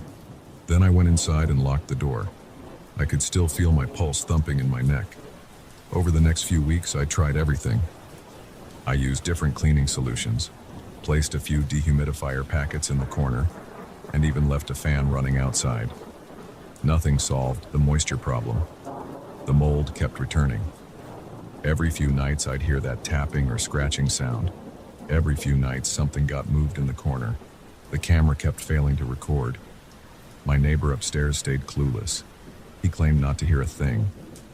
I called an electrician to check if there was some wiring behind the wall that could cause interference. There wasn't. The walls were just plain concrete. I had the plumber check for leaks. He didn't find any pipe issues. I started to dread nighttime. I stayed up late, wide awake in bed, waiting for the tapping. It never happened at the same time. Sometimes it was around midnight, sometimes as late as 3 or 4. But it always sounded the same, like a slow, deliberate tapping from the other side of the wall, followed by a faint scratching. My chest would tighten, and I'd feel cold sweat on my forehead. I couldn't relax. My mind raced with thoughts about something lurking out there. Each time I mustered the courage to step outside, the noise stopped. Every time I tried to catch it on camera, the footage got corrupted. At one point, I even considered selling the apartment. The idea of living with this bizarre, unsolved problem weighed on me, but I had just bought the place. The real estate market wasn't great, and I didn't want to explain to a potential buyer that there was something strange in the corner of the patio. So I stayed. I tried to keep things normal. I went to work, I cooked dinner, I watched TV, I scrolled through my phone. But my mind never fully let go of that nagging sense of unease. One night I decided to sit by the sliding glass door in the dark and just watch. My plan was to wait for the tapping, then flick on the floodlight manually. I sat there with a glass of water, breathing slowly, trying to stay calm. Around 2 in the morning, I heard the first faint tap. My heart pounded.